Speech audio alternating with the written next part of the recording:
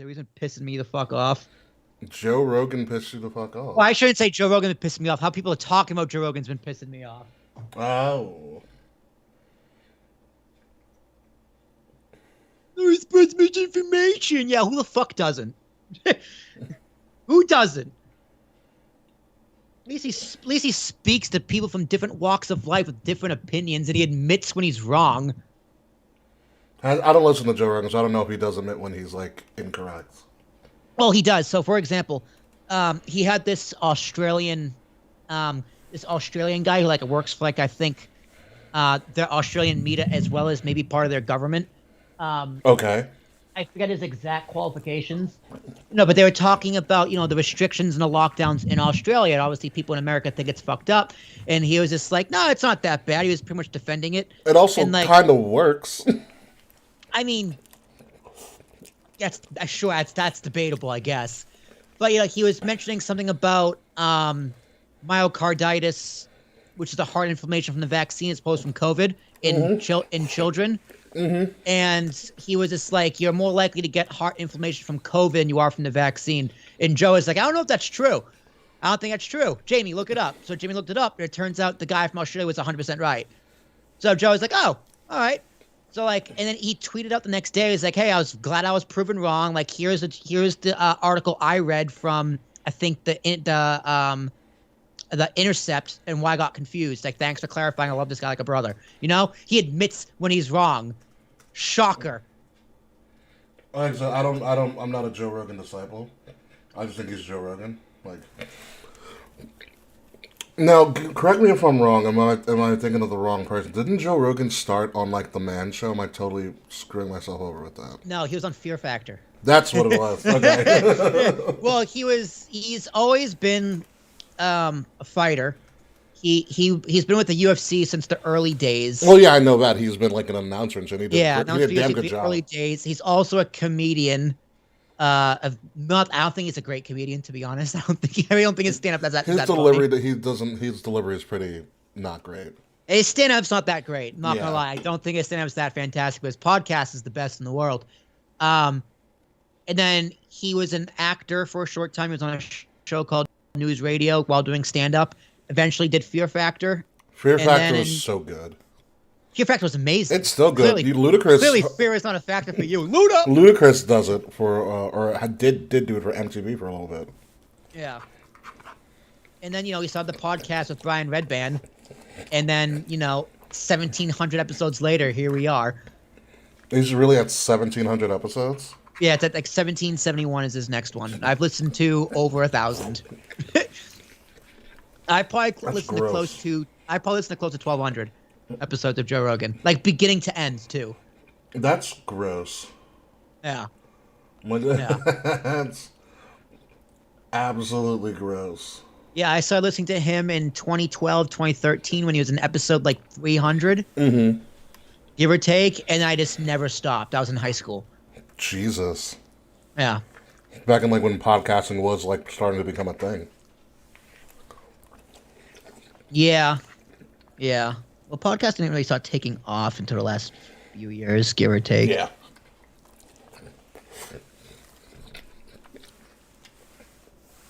So it kind of was like we're not getting K because I had a whole segment about Jeff Hardy for them.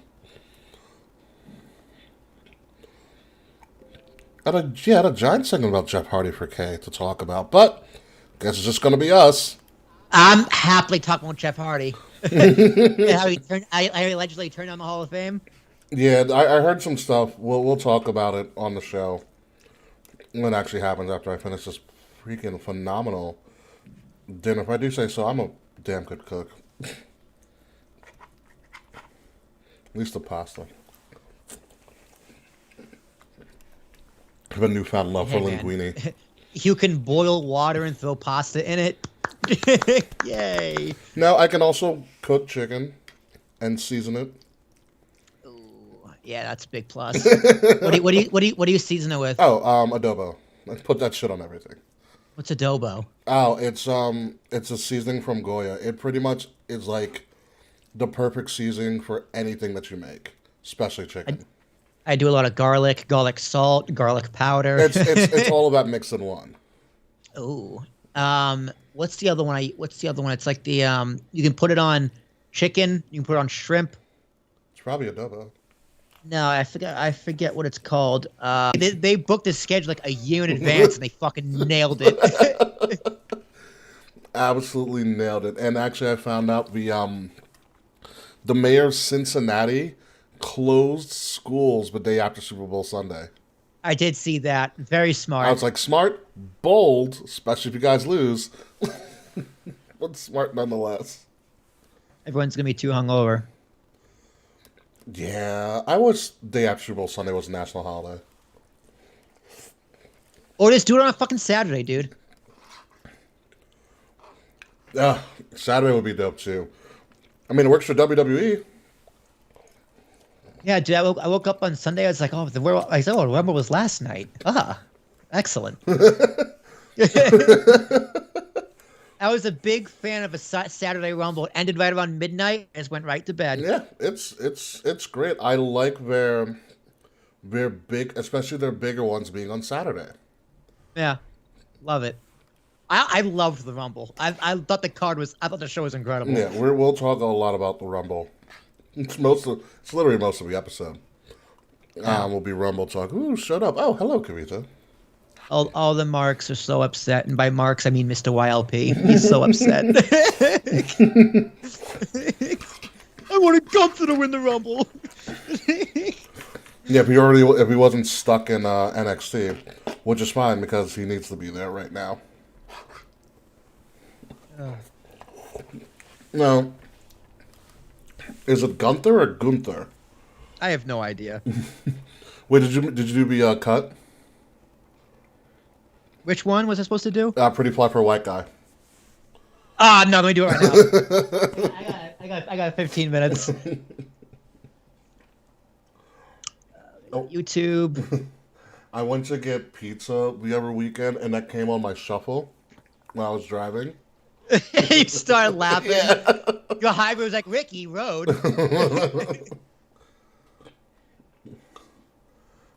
The Offspring are a very underrated 90s band. Golden Leben, Leben, Loben. People are just like, yeah, well, it's The Offspring. I was like, everyone's like, what? I was like, yeah. I was like, The Offspring. It's like one of the greatest bands of the 90s. Their music is in like every 90s teen movie. I remember it was the last week that I was in the office in December before they told us to stay home. Mm-hmm. When we got into an argument whether The Offspring is a good band or not. And I was like, dude, The Offspring's amazing. What the fuck you guys are talking about? Who said The Offspring were a bad band? Yeah, it's like people older than me. Oh. Yeah. They were like 10 years older than me. Still holding on to the 80s hair metal? Probably. They must really love Poison. Poison and Dee Snider. I don't know what to tell you. Dee Snider's from Long Island, actually. Is he really? Mm-hmm. All right, I got it.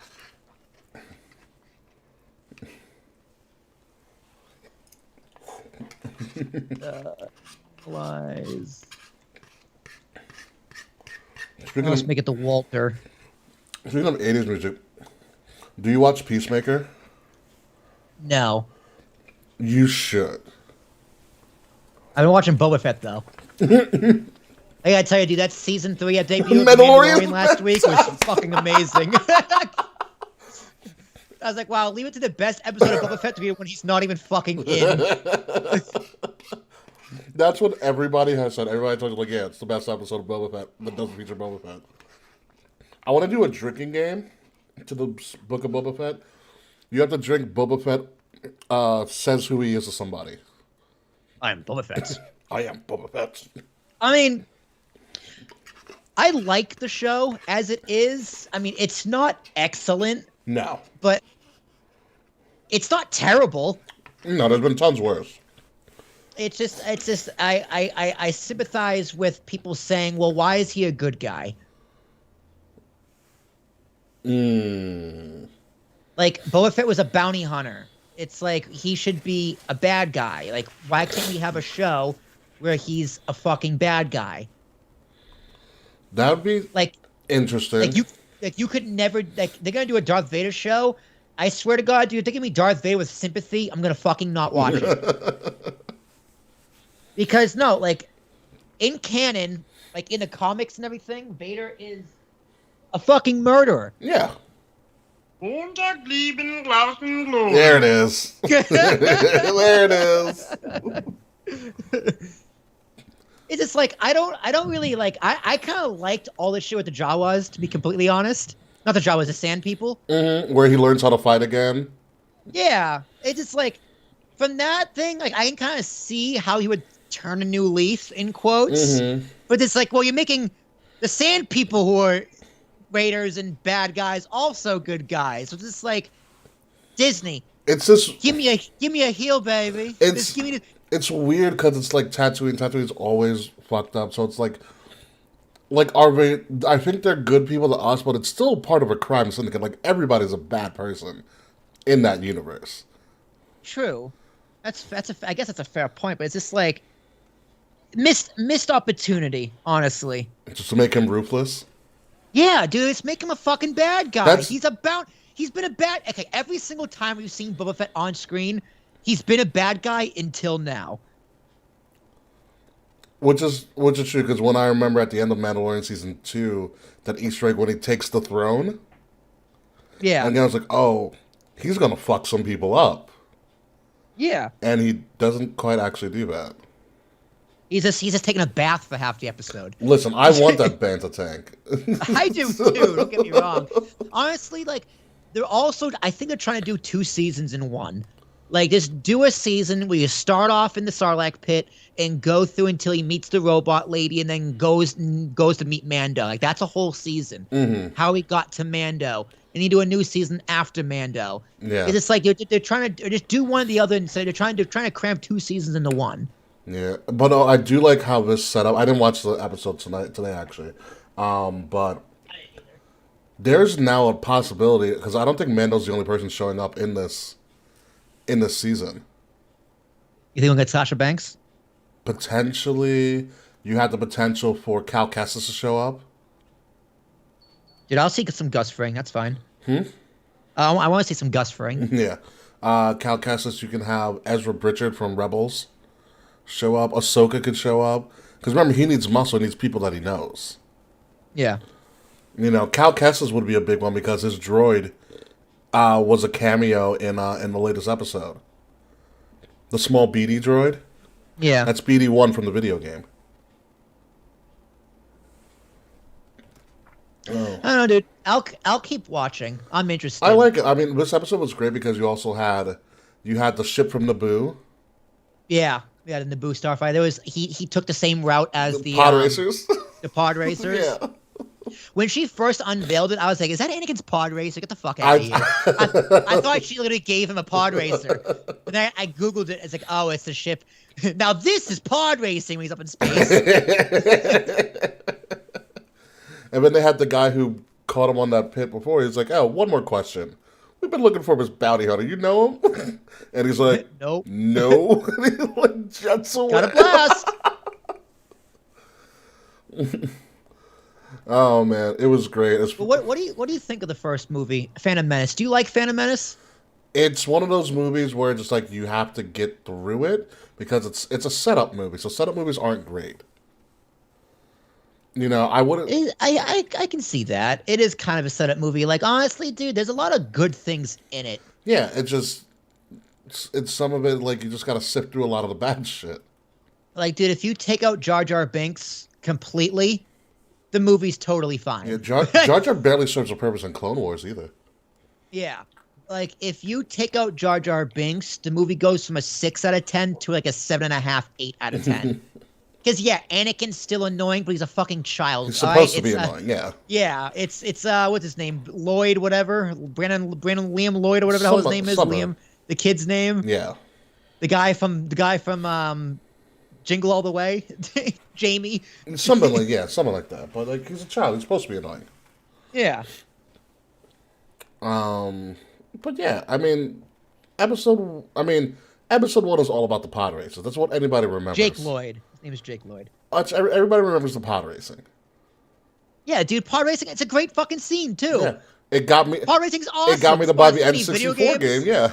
Yeah, right? Look, I want to race a pod.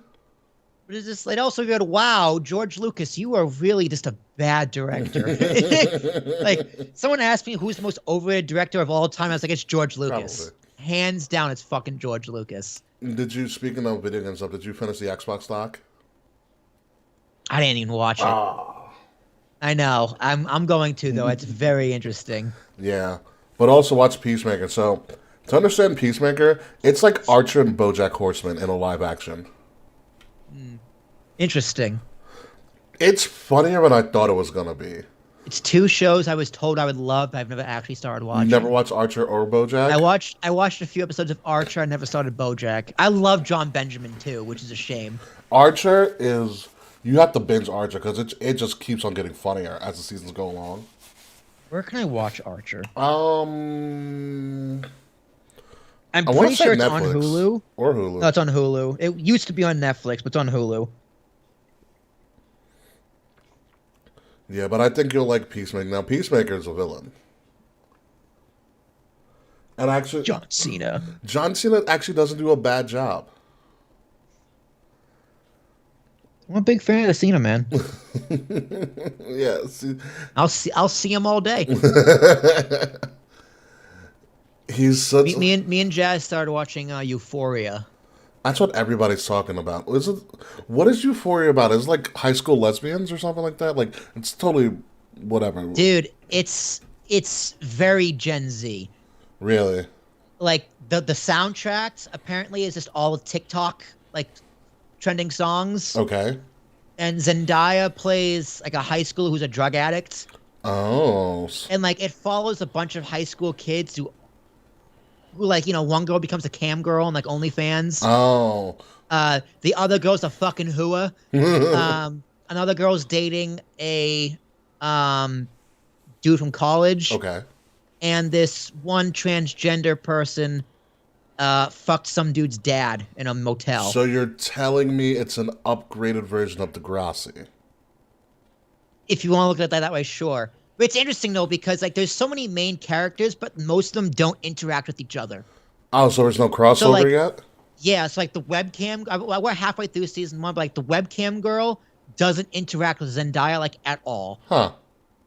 And it's just, like, it's very well done. How big is this high school? Pretty big. They talk and act a lot of how I think Gen Z talks and acts. Okay. And it kind of touches upon a lot of things Gen Z struggles with, and a lot of Gen Z does things right and wrong. But it's extremely exaggerated because I've been to high school parties. They look nothing like those parties. I've been to college parties. They don't even look like that. All right, like it's straightly exaggerated, and but it's good. It's good. It's good to watch with a lady friend. A lady friend. Keep that in mind. I will keep that definitely in mind. Well, I don't know. I got to get through some stuff. I started watching Atypical again on my lunch break. What's Atypical? Atypical, real quick. It's about a kid with autism and how he goes through life. Interesting. And how his family deals with him. He's high functioning autistic, and it's also kind of done. It's like almost it's a dramedy. It's exactly what it is, and you're blurry for some reason, Will. Yeah, I know. There you are. But yeah, it's a dramedy. Michael Ian Rappaport is in it. I do love Michael Rappaport. Yeah, he is. I said Michael. It's just Michael Rappaport. I just mixed him up with like Michael Ian Black, but Michael Rappaport is in it. He plays the father, and I think it's hysterical, because like he's the main character, but he plays a great kid with autism. So he's very forward, he's very direct. So the episode I saw, because it's on season 4, he just moved in with like his best friend, and his mom's like, "Can we get anything for you?" He's like, "No, you can leave now." And then he turns around. Like that's how a kid with autism would act. It's just very direct. Yeah. They're very, very short and very direct. They'll tell you exactly what they mean, whether you want to hear it or not. Exactly, and it's great. And you know how people on the spectrum usually have one thing that they're really like hyper focused on? Yeah. His thing is penguins. Interesting. So he can tell you anything about penguins. Interesting. And that's how he goes through life, is like being like, oh, penguins do this, and humans can do this too. It's interesting how, in some ways, how smart people on the spectrum are. Yeah, I had a professor in college when we were learning about diagnosis, and we were talking about individuals on the spectrum. He goes, like 20, 30 years down the road, we may have gotten this completely wrong. And we were just looking at this the wrong way. In fact, they're smarter than us. Yeah, pretty much. He's like, they're 3 steps ahead. Yeah. You're like, please be aware, we could have totally screwed this up and are looking at this completely horribly wrong. Well, that's science, dude. The science is never settled. Yeah. Literally, fucking Hawking did his college thesis, and a few years later was just like, no, that was all wrong. Yeah. Guys, I totally screwed up. All right, so it is 8 o'clock on the dot. Ready to get the show? All right. We'll be back. I'm just going to get a glass of water. All right, we'll be right back, and then we'll get the show going.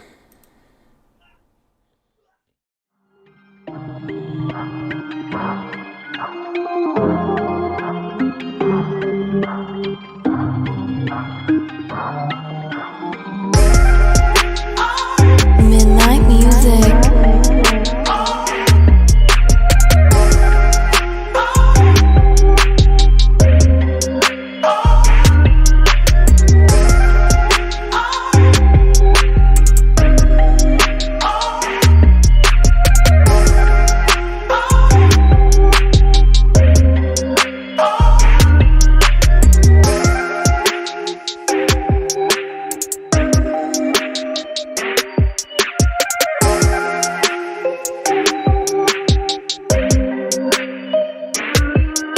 Midnight music.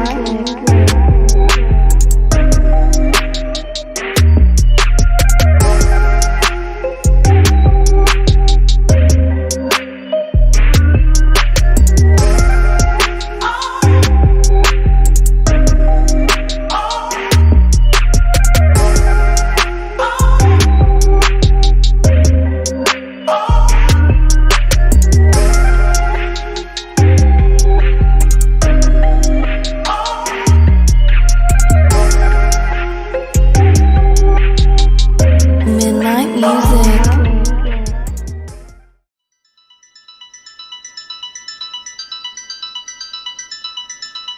Montag, lieben Glauben, Globen.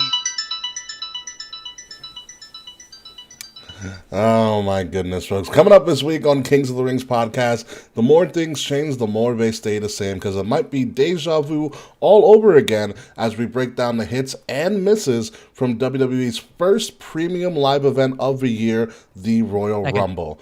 Plus, Shane McMahon is released, Matt Hardy defends brother Nero, and Punk versus MJF might actually hit each other. Might actually happen. Hopefully you woke up and didn't see your shadow, or else it's 6 more weeks of this infinite time loop we call episode 281 of Kings of the Rings podcast, exclusively on Wrestle Addict Radio. And it starts right now. Montag, lieben Glauben, Globen.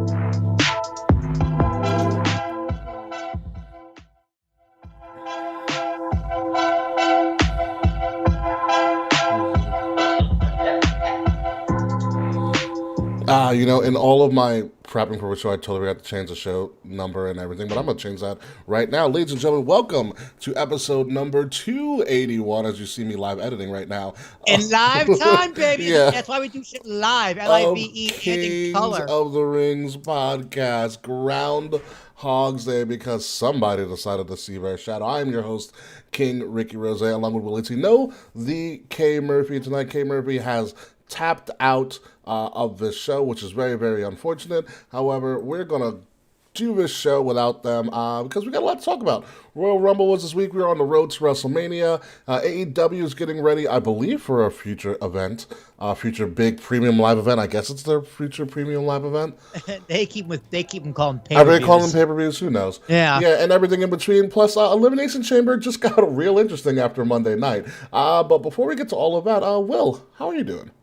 I'm good, man. I really enjoyed Royal Rumble. I thought it was an excellent show. There's so much to get into, but I'm Will Tarash. It's T as in Thomas, ARASH2K. If you want to tell me why I'm wrong on my silly little opinions, comment down below on the YouTube channel. Do it next week if you're not listening now. If you're listening on the playback. But I dare you. Prove me wrong. You can't. I guarantee it. Yeah, someone's going to prove you wrong. Watch. Yeah, I know. Yeah, it's gonna happen. Yeah, so we got a lot to talk about. The Royal Rumble was a loaded card. Before we get to that, let's get with some news of the week. And the first thing that came out was news of the week. Shout out to people at Bleach Report for his great graphic via Ringside News and every other media outlet known to wrestling, including the cheap podcasters that steal everybody else's news.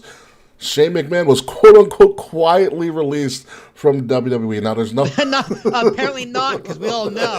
Not very quiet anymore. Now, there's theories about why this happened. Apparently, Shane McMahon was a part of booking the Men's Royal Rumble match, and he apparently went into business for himself, booking himself in the Final Four, even though he clearly was not going to win. Apparently, he also got into it, or I believe publicly buried Jamie Noble. But what McMahon hasn't publicly buried one of their employees before? So this is still a very fresh thing. We don't know too much about this in general, but it is also kind of funny to know that Vince McMahon just fired his son, probably for like the third time. Right, again. I mean, I think Vince is just like, all right, Shane, like you're not my son anymore. Hey, Paul, Mr. Levesque, you're my new actual son. Or Nick Khan. Or Nick Khan. Yeah. Well, no, Nick Khan's a CEO. That's different. Okay. Nick Khan just makes him all the money. Nick makes money, yeah. Essentially, which is a theme for Royal Rumble. Why they do these things? The answer is money. Yeah. And because it works. But Shane, what was the heat? So he went into business by booking himself? I don't know exactly. I haven't read up on it because, you know me, I don't read dirt sheets, so. Yeah, I didn't follow up on this either. So it's just like, what did he actually do in the Rumble other than enter like number 27? I popped pretty hard. I thought it was amazing. Yeah. I love seeing Shane. That was good. It was in the Final Four. It's not like he won. Yeah. Look, he was going to win. Is there heat here where, like, Vince could have been like, no, we're not doing that. Like, this sounds made up. I'm not going to lie. I'm calling a bunch of, because I saw Meltzer reported it, so I'm not taking it seriously in any way. Okay, there you go. Right? There you go. It's like per Meltzer. Well, per Meltzer, all right? Like, no. No. Okay? I don't believe this. I think this is a bullshit story. You think it's a work? I do. I think it's a bullshit story. Well, we got to see what happens on, like, Raw or something. Listen, because if Shane does return, he's facing Austin Theory at Mania. Like, that would be amazing. Yeah. That would be amazing. I would love to see that. Because I can clearly see this rolling into the Austin Theory Vince McMahon storyline. I think that'd be great. I mean, I don't see where there would be heat, where Vince changed his mind after the fact of going, you know what, we shouldn't have done that. Then it's like, but why is there heat? It's heat on you then. Yeah. It's like, okay, he's the boss's son. He put himself in the Final Four. Bad Bunny took an F5, all right? Can we talk about that? Like, wasn't Bad Bunny in the Final Four, right? Like, isn't that fucking crazy? A Latin pop star was in the Final Four with the Royal Rumble? I think it was Final 6. Final 5, 6, whatever. Like, what's the heat? Who does he have heat with? I want to sit down with this person. All right? 3 hours, Rogan style, 3-hour podcast. What's actually bothering you? Shane McMahon on the Joe Rogan show. Yeah. Right? Oh, man. Like, this sounds like this is a bunch of bullshit. It's quite possible because I haven't heard anything credible. Like, for what they're saying that he did, like, publicly shaming or publicly burying Jamie Noble, who the fuck hasn't? Yeah, who else publicly buried Jamie Noble? Chuck Palumbo in 2009 on TV, right? Like, so he went in the business. Oh no, Ricky, he buried Jamie Noble, which everyone goes, who? Who's Jamie Noble? It's not like it's the guy who married what's her name, the lady with the legs, Stacy Keibler. George Clooney? Wait, no. No. Tori Wilson's dad? Tori Wilson, not Tori Wilson. Maybe who's the guy? Billy Kidman. Kidman. Yeah. Right? It's like, what? Billy Kimmon's famous for marrying, what's her name? Whoever he remarried, the hot chick, Stacey Keebler, or whoever. And now, people, what's Jamie Noel famous for? Nothing. Not much really. All right? Who the fuck cares if you buried Jamie Noble? It's like he buried The Undertaker. Which would be impossible, almost. Right? It's like, Christ, people got less mad when people buried Hulk Hogan. All right? But also, like, a McMahon went into business for himself. Well, no shit, he's a McMahon. Right? He is the business. Yeah. So there's nothing that has come out right now that seems like it was so egregious that he just had to be let go. Did he call Bobby Lashley the N-word? Like, come on, give me something here. That I would be like, yeah, you gotta go. Yeah, okay, fired. That's fine. you should be fired. Shane. You got a lot of things to figure out here, but until that story breaks, I'm not believing it. Yeah, well, this is what it's a mystery right now, especially because it's so public. Because like, remember the last time Shane was actually let go from WWE and he left? That was quiet. He just up and disappeared. Yeah, it was over. He wanted to do He wanted to do something in Japan. Yeah. Yeah, he wanted to do like a developmental territory, and Vince was just like, haha, no. Yeah. So he left. Yeah. This isn't quiet. This might be a deliberate leak. Yeah, Vince. I know Vince has a bad track record with his family on TV, but behind the scenes, he seems very protective of his family. And Absolutely. this isn't something that would ever be made public unless it was storyline. Yeah, you ever see the videos of like when Shane does like a stunt? When he's like jumping from like building and shit, like Vince almost like has a heart attack each time. Yeah. Like he gets up from Gorilla to like meet Shane backstage and be like, "Is he okay?" Dude, he wanted to stop the match so many times that Kurt Angle almost killed him at King of the Ring. Mm-hmm. When his head just thudded off the ground twice, like Vince is having a conniption. Yeah. So yeah, Vince is very protective of his children, contrary to popular belief. I know. We like pretending that he doesn't love his children, like specifically Shane. But no, I totally believe him and Vince have a good relationship. I don't know either of them, so I could be talking my ass, but yeah, I believe Vince loves his children. Yeah. So to have Shane just be publicly shamed like this. Publicly shamed. Publicly shamed. There we go. That would have been a show title back in the day. Publicly shamed. It is very interesting. So we'll see what happens in the coming weeks, especially because it's WrestleMania season. So believe whatever the hell you want. Speaking of believing whatever the hell you want, Matt Hardy was on, I think, his gaming stream, or he was streaming, and he had an update about his brother Jeff. And some of the things that I heard Matt Hardy said was that he did confirm that Matt Hardy was offered the Hall of Fame, and they wanted to bring him back, or they want to bring him back because, God forbid, not Matt Hardy, Jeff Hardy. Jeff Hardy was offered the Hall of Fame. Because, God forbid, Jeff Hardy goes to AEW and reforms the Hardy Boys. So why would that ever happen? And Jeff Hardy declined, but Jeff Hardy did apparently want his drug test results from the company to prove that he was sober. And I also heard that incident when Jeff Hardy just walked away, he apparently pulled a CM Punk and was like he was so fed up that he left in the middle of a match. Well, that's very unprofessional. Yeah, and you should get fired for that. You should get fired for that, 1,000%. Yeah. Now, him wanting the results of his drug test, yeah, absolutely. Motherfucker, it's your drug test. You deserve the results. Yeah. Like that shouldn't be a question. Give him the results of the drug test. He can do whatever the fuck he wants with them. Yeah. But if that's true, he just let out of the match and pulled a CM Punk. Yeah, dude, you're fired. Sorry. That's incredibly unprofessional. Yeah. And you'd think he would be, if this is true, and the premise on if this is true, with how long he's been with WWE, since he was like 17, 18 years old, he's seen it all. He's been through very, very, very various and a myriad of iterations of the business and has seen the business evolve. And you would believe that he would know what to do and what not to do in situations like this.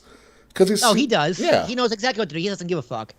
You know, and for him to walk out like that it's just very unprofessional. And, you know, and even if it was very unprofessional, the fact that they still want to bring you back says a lot. Yeah. Dude, I mean, WWE gets a bad rap. they get a bad rap all the time for how they mistreat their talent and do this and that. But it's like, dude, they take care of their talent. They paid for Jon Moxley to go to rehab. Yeah. Right? But he's not even contracted there. Like they get a lot of heat they deserve, but they also get a lot of heat. They also don't get a lot of praise that they deserve as well. Yeah. Now, I don't know how they treated Jeff Hardy. I'm sure if he was very frustrated for a reason, I'm sure you can make the argument that WWE treated him very unfairly. But walking out, yeah, it's super unprofessional. And the fact that you turned on the Hall of Fame, all right, fine. You're going to be, I mean, granted, you're going to be in there one day. Yeah, you'll get it. Like, you'll get there eventually. But, dude, you worked your whole career to get that Hall of Fame ceremony, and you just say no out of something that sounds pretty petty. I just think you're a moron. You know, there's people out there, he did the right thing, turning him down, like, stick to your own. That's fine. You can think that, and I think you're a little silly, too. Like, bro, like, you worked your whole career in and out of WWE to get to that moment. That, imagine Barry Bonds is just like, nah. Honestly, I would believe Barry Bonds. He was like, no, fuck this. After a while. Kurt Schilling would say, fuck it. But, like... Like, no, it's like that's what you work for. When the opportunity knocked to go to the pinnacle of the Hall of Fame, you're going.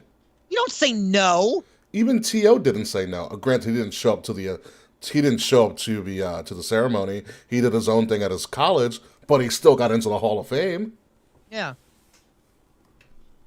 You know, I think, again, it's not the end of the world. He'll get in there eventually. Even if it's posthumously. He's not the first one to turn down the Hall of Fame. You know, Bruno turned it down for years. Bret Hart turned it down for years. Yeah. So it'll come. He'll cool down. Whatever his gripe really is, he'll cool down and he'll go to the Hall. Yeah. It's not going to be. I hate to say it's not going to be complete without Jeff Hardy in it, but Jeff Hardy's a big boy. It's pretty complete. It's a really good Hall of Fame. And the Bushwhackers are there. That's how you know they made it. Yeah, Jeff Hardy's an integral part of a lot of people, a lot of emo people, a lot of old people. Well, here's okay, Ricky, let me ask you. Yeah. Can we no longer call Jeff Hardy a first ballot Hall of Famer? Honestly, dude, like, listen, John Cena, Undertaker, Rock, first ballot Hall of Famers. Jeff Hardy, no longer. That's why I wish K. Murphy was here. Jeff Hardy's officially no longer a first ballot Hall of Famer. I'd have to agree with you on that. He is now a second ballot Hall of Famer. Okay, you know what, Jeff? That's your punishment for this bullshit. You got two assholes on a podcast calling you no longer a first ballot Hall of Famer. Listen, dude, you missed the cut. Sorry, kid. Better luck next time we ask you. Yeah. He's got a month away from his no complete clause. He's got March 9th is when his no complete clause is over with WWE. Oh, I love that. I just thought off the top of my head, Jeff Hardy's no longer a first. Yeah, K. Murphy, I said it. Fight me. They're going to fight you. First ballot Hall of Famer. They're definitely going to fight you after this. Yeah, Jeff Hardy no longer a first ballot Hall of Famer. Now to the second ballot. So we'll see what happens with you, Jeff. Wait till March 9th. But let's move on to what we really want to talk about is the Royal Rumble Premium Live Event, because we can't call them pay-per-views anymore. They are now Premium Live Events. And well, they called Day One a Premium Live Event as well. Did they really? Because they did. I noticed it because Michael Cole said, "Welcome to the first Premium Live." I noticed it immediately once the Day One started. So yeah, this is the second PLE of the year. PLE, yeah, please. Which, I mean, listen, they're not really I mean, they kind of are pay-per-views because you're paying for a subscription. But they're not really. I mean, it is a premium live event. Yeah. I don't. It's marketing. Who gives a fuck? Yeah. It'll catch on. It'll be common road. So I'm still gonna call them pay-per-views, but so I have to get the change now. I have to change this freaking icon from pay-per-view to premium live event or PLE. It's put PLE. PLE. Yeah. So what did you rate this? Well, like a 9.5, or did you rate it a 9? I think last week I gave it a 9 or a 9.5. I'm giving it a solid 9. I really enjoyed the show. I'm gonna go. I think I gave it 8. I'm gonna give it 8.5. There were some beats that missed for me, but overall, the beats that needed to be there were there. Yeah, it was a great time. Me and Jazz watched it. She enjoyed it. Like it was a great show. It did exactly what it needed to do for me. Yeah, it was great. So let's start off with, oh my lord, this match. Ricky, I was thinking of you the whole time.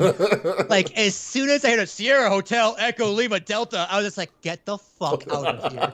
I lost my mind when this fucker came down from the crowd in the Shield gear.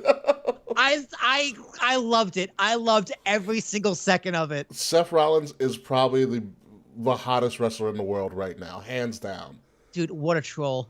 Brilliant. The only thing that was missing was the blonde streak. If he did a one night only blonde streak, oh my god, I didn't even think of that.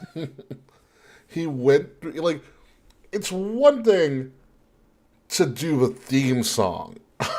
Okay, that was a shocker in itself, because if you listen back to that crowd when they lost it. They lost it. They didn't know what to expect. Yeah.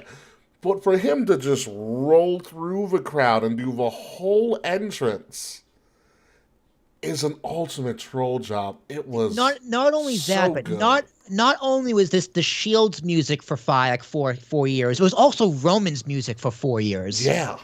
Like, don't forget that either. It's just like, I was just like, oh my god, that's right. He could totally. I was like, he's totally legally allowed to use this music. Like, that's his music too. It's like, they have John Cena. It's when John Cena came out to like the Thugonomics song at WrestleMania. Like I loved it. It was such a troll job, and that's the whole point of the story. Seth Rollins like, motherfucker, I'm in your head. Yeah, every Batman needs a Joker, and this is Roman's Joker. Yeah, I loved it, and I thought it was so great. It was an amazing match. It was an amazing match. They did callbacks to past matches. Yep. Shield bombs. Yep. They even did the breakup scene and they reversed it. Yeah. Well, I noticed that too. Roman did the breakup scene. Seth sold it like a just like Roman did. Yeah, it was beautiful, and the fact that Roman didn't beat him because Roman was so emotionally upset that he wouldn't let go of a chokehold is probably going to bite Roman in the ass.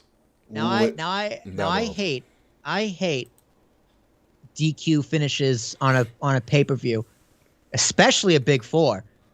Yeah. But this time, I'm not gonna lie, when it happened, I was mad, and I listened to the crowd, and they were losing their minds, booing. I was like, oh my god, this guy's a heel. Yeah. Right? And the storyline and everything about it, I was just like, no, this is a perfect ending. I love it. Yeah, Roman needs to do anything he can to keep his title. And listen, the mind games worked. Yeah. It's exactly what the Joker would want. Because if you look back at the SmackDown before, the night before, it's a purple suit, green tie. Oh. Not even that, not even the imagery, but what he was saying is like, "What are you gonna do? Hit me!" Like Seth wanted to be hit because it wasn't the violence; it was the fact that he succumbed. Seth is doing what Bray Wyatt should have done to Cena. Remember, he tried to do to Cena, yeah. Yeah. But then Cena was too Cena and wouldn't let anybody go over. But yeah, and this is brilliant. Now we're gonna go a little bit out of order with the Rumble because there's a lot of stuff that kind of ties in to what picture am I looking at here? You're looking at Roman walking away in the way that he in the way that he originally used to hold his belts. Remember when he would walk? Shoulder. He put it behind his back shoulder. Yeah, that's also a pretty good callback. So Roman loses by DQ but gets to keep the belt. Seth successfully is in Roman's head. So now let's move over to the meat-slapping majesty that was Brock and Bobby. I enjoyed every moment of this match because it was just two big men throwing each other around. I was like, Brock, I was like, Bobby was landing on the back of his face, like with these suplexes. I was just like, dude, Bobby, tuck your head. I know like your shoulders are massive, but tuck your head, boy. Yeah. These guys were tossing each other around. If there was anything I didn't like with the card, it was this match. I was a little disappointed. Really? It's because it's like not the finish, not the booking. Mm-hmm. It's the actual match itself. I had a little bit more higher expectations for what these guys would have done. It was just a lot of suplexes. Okay, I see what you mean. A little bit more variation of moveset. Yeah, like these guys are athletic freaks. They didn't really do any athletic things other than just throw each other around. I get why Bobby would suplex Brock because Brock never gets suplexed, and that was a sight in and of itself. And Brock was like, "Ooh." Yeah, no, Brock. I love this Brock. It's my favorite Brock Lesnar. Like Absolutely. he was selling like Brock sells when he wants to sell. Oh yeah. Even popping up, going, okay, I see what you got there, Bob. Like, they need to run it back. Absolutely. I need number one. I need another one. But it sets up everything that happened before. So obviously, Brock can't get out of a hurt lock. That was already established. He had to obviously do ref shenanigans. Rep gets knocked out. Ref bump. Hashtag ref bump. And then what we all kind of saw coming, Roman comes in, spears Brock. Paul gives Roman the belt, knocks out Brock. Bobby gets the win, and love conquers all, folks. Paul is back with his lover, Roman, for now at least. I'm interested to see where this goes on Friday. Yeah. Because, like, you could kind of sell it as, like, Paul hand over the belt because what else was he supposed to do? You know what I mean? Like, True. it's almost like he didn't do it willingly. Mm-hmm. Then he left with them. I don't know, dude. It was just, it's interesting. Like a little Stockholm syndrome? Yeah, it's very interesting. And I'm interested to see where it goes, and goddamn, I hope it's title for title. Paul Heyman love triangle. My God, I can't. This is where we're at in wrestling, but it's fine. It's actually very compelling. So that happens, and then we have the Men's Royal Rumble, which was the main event, actually. And what I can say about the Men's Royal Rumble is that their celebrity and pop spots were the highlights of this. Like Johnny Knoxville coming out with the Jackass crew, and Wee Man, and them all running out. Johnny Knoxville doing a great worker's punch to AJ Styles. I was like, wow, I'm very impressed. Yeah, I wish he was in there a little longer. I wish he was in there a little bit longer too. Johnny Knoxville came out, and then Lord Almighty, can we sign Bad Bunny to a contract? This man is smooth in the ring. It's gross how Bad Bunny looked 10 times a better wrestler than almost anybody in that ring at the time he showed up. I wish I didn't know he was there. I didn't know he was going to be in the Rumble, but I knew he was in St. Louis because I saw it on Instagram. Because he was talking with Taker backstage. Yeah, he was talking with Taker. But I didn't think he was going to be in the Rumble. That was a surprise to me, too. That was awesome. And man's hitting Ranas and Destroyers. Yeah, dude, the Canadian Destroyer. Who did he hit it on? Riddle. That's right, he hit on Riddle. Fucking crazy, because he's a small dude. Yeah. Yeah. He took an F5. Yes, he did. Who else showed up? Shane McMahon, the former WWE employee. Shane McMahon showed up for his last hurrah. Shane-X McManus. Shane-X McManus. And then, yes, an hour and 22 minutes later, Brock decided that I was going to be number 30 in the Rumble, and he F5'd the shit out of Bad Bunny. And Bad Bunny, like I said, took it like a champ. Oh, yeah. Took it like a champ. Brock destroys everybody as he is supposed to, because obviously no one's going to eliminate Brock. And Brock wins the Royal Rumble, much to a lot of the IWC's dismay. Why? What's wrong with this? I don't know. I cannot speak for the IWC. I didn't hear here was my gripe with it. I thought the Men's Royal Rumble in general wasn't as good as the women's. I think the crowd was exhausted because there was a lot of good shit that happened beforehand. Before we got to it, and I think the men, it kind of died out until you had those spots like Johnny Knoxville woke the crowd up, Bad Bunny woke the crowd up, Randy Orton blew the roof off the place. Yeah, it was in St. Louis. Yeah.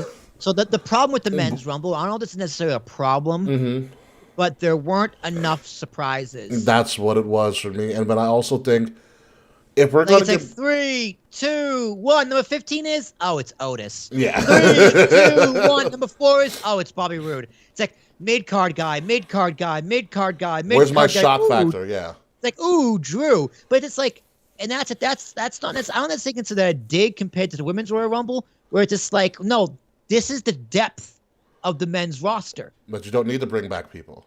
You don't need to bring back people. Showcase the people you got. Yeah. Like, I don't see like the lack of surprises as a bad thing. It's like, I do agree with you. I did enjoy the Women's Rumble more because of the surprises. Yeah. But in the long run, I think it's a good thing that the men didn't have as many surprises, because the few that happened, you remember and they hit, as opposed to a pop. Ooh, here comes Lita. Yeah. My only gripe with Brock winning the Rumble in particular is that I don't think after everything that had happened before the Rumble that Brock needed to win to tell the story. What saved it in my eyes was like, oh, the final two were Brock and Brock wants to take out Drew because Drew has always had his number, and that made sense to me. And I was like, okay, I'm okay with that. Fine. Yeah. I'll let it slide. I have no problem with Brock winning the Rumble. I love the tweet. It was just like WWE opened a forbidden door to the UFC. That was pretty funny. That was great. I'm not gonna lie. I thought the same thing. It was a great tweet. But Brock was penned in to win the Rumble like months ago. Even though there's speculation that's saying that Riddle was going to win, and thank God it was not that's a Riddle. lie. Yeah. That's a fucking lie. Thank God it wasn't Riddle. Who believes that? I don't know. You got to fill 100,000 people in that building in Texas. Yeah, Matt Riddle's not doing it. Matt Riddle's not doing it. Like, no, this is the Royal Rumble. Okay. This is for the IWC out there. Like, Right. I know you want a fantasy. You're watching wrestling. You're watching WWE wrong. You know what I'm saying? You're watching wrestling. You're watching WWE wrong. WWE is corporate. Yes. It is the textbook definition of mainstream corporate. We're going to do things by the book to make the most money. Yes. Right? They do things that are fun and entertaining, sure. But at the end of the day, they're about money because they are a corporation that makes a shit ton of money. Publicly traded corporation, too. AEW might have the better product, might have the better wrestling, might have the better characters, might have the better storylines. WWE will always make more money. Yeah. Because they are a corporation. Mm-hmm. WWE is mainstream media, I should say corporate media like Fox, CNN, MSNBC, whereas AEW is the podcast industry. It's more fun, it's more free, and it's better. But no matter what you do, they are the machine of the money. They print money. Roman didn't wear a needle mover shirt for no reason. No kidding. And that's why Brock won the Rumble. Because it gets headlines, it gets people in seats, and it's money. If you don't like that, dude, don't watch WWE. Simple. Because it's not going to be what you want. If you fantasy book WWE for Matt Riddle to win the Rumble, or Gunther, or Walter, or Drew McIntyre, or literally anyone else you think could win the Rumble because you have it in your mind they should win the Rumble, think about money and corporate. And you have your answer who's going to win the Rumble. Hit me with that Gunther soundbite real quick. There we go. Like, why do you think Bianca Belair won the Rumble last year? Because it's going to put fans in the stands. Corporate. Yeah, corporate. No, the answer is corporate money because they wanted 2 black women to main event WrestleMania. That's why she won the Rumble. And they delivered. And then after that, they delivered. And after that, they went to ESPN, which don't get me wrong. Bianca has the skills to back it up. Don't get me wrong. I'm not taking this away from Bianca, but she won the Rumble in WWE's eyes because corporate and money. Yeah. And they were right. Yeah, they knocked it out the park. Yeah. Absolutely. Why did Drew win the Rumble? To sell fucking swords.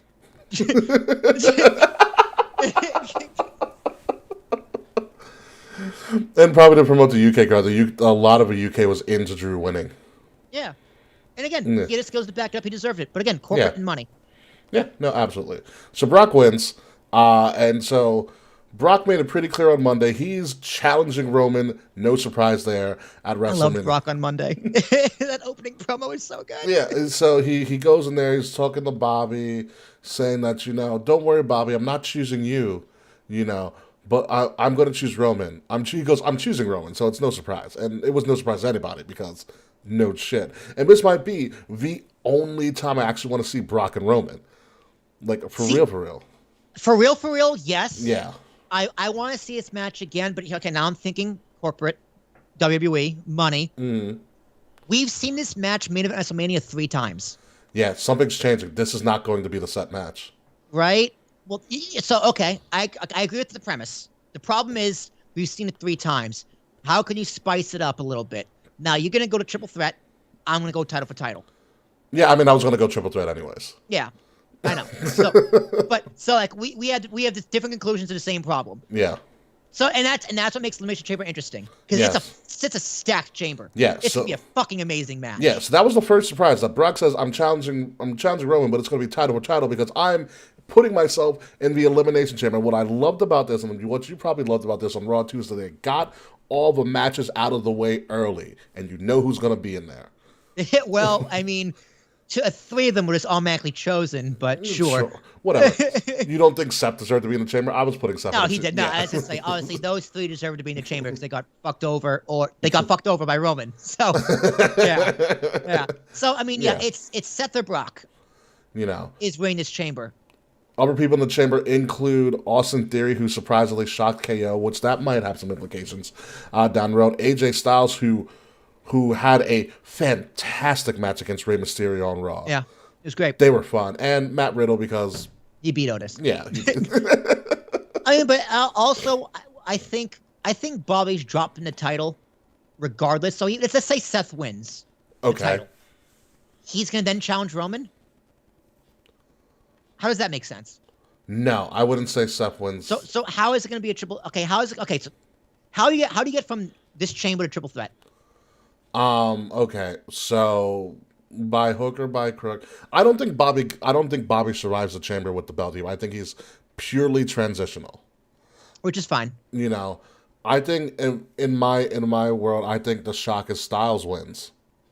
Because I think there's so much confusion going on with the Bobbies and the Brock. I think Brock looked like he's going to win, and Roman trolls the fuck out of him, just like he did at the Rumble. Roman comes in some way, shape, or form, the Usos, and they prevent Brock from winning that title.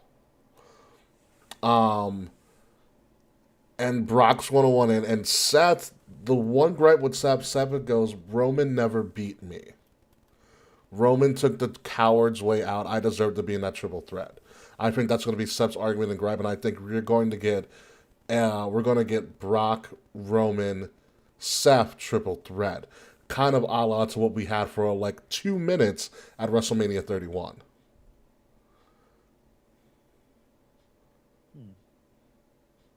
Okay, that's what I think, because you left the Roman and Seth thing open ended.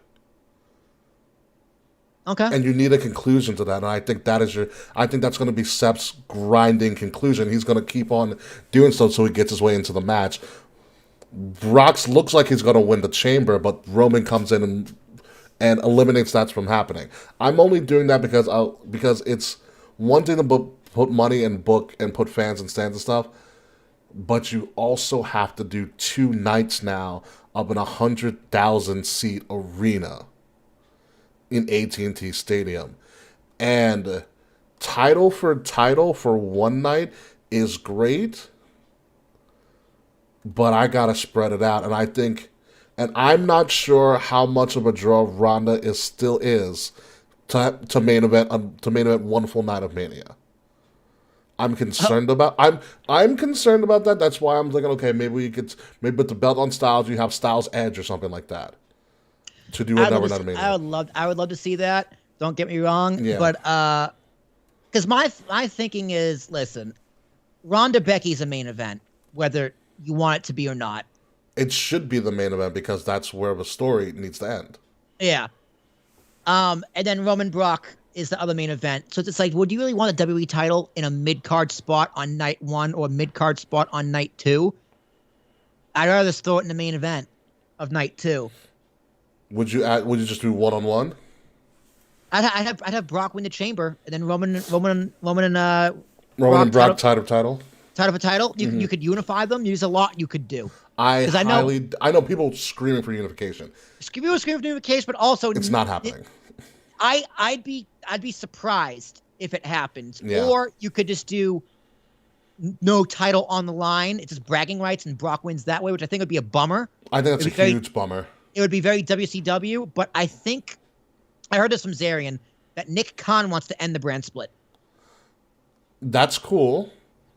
Yeah, but tell that to your two warring television channels that paid over $1 billion to have their own stars for both of their shows. Yeah, that's a lot to think about. It kind of hurts my brain a little bit. Yeah, but as long as I want to see title for title, because I think that makes. I think Roman Brock needs to be 1-on-1 because one, they did triple threat last year. Yeah, and Roman Brock needs to be 101 because they've been building it for so goddamn long. Even though they've had one-on-ones, they had one in They've had 101s forever. Yeah. I know. But the creme de la creme, the end, the be all end all.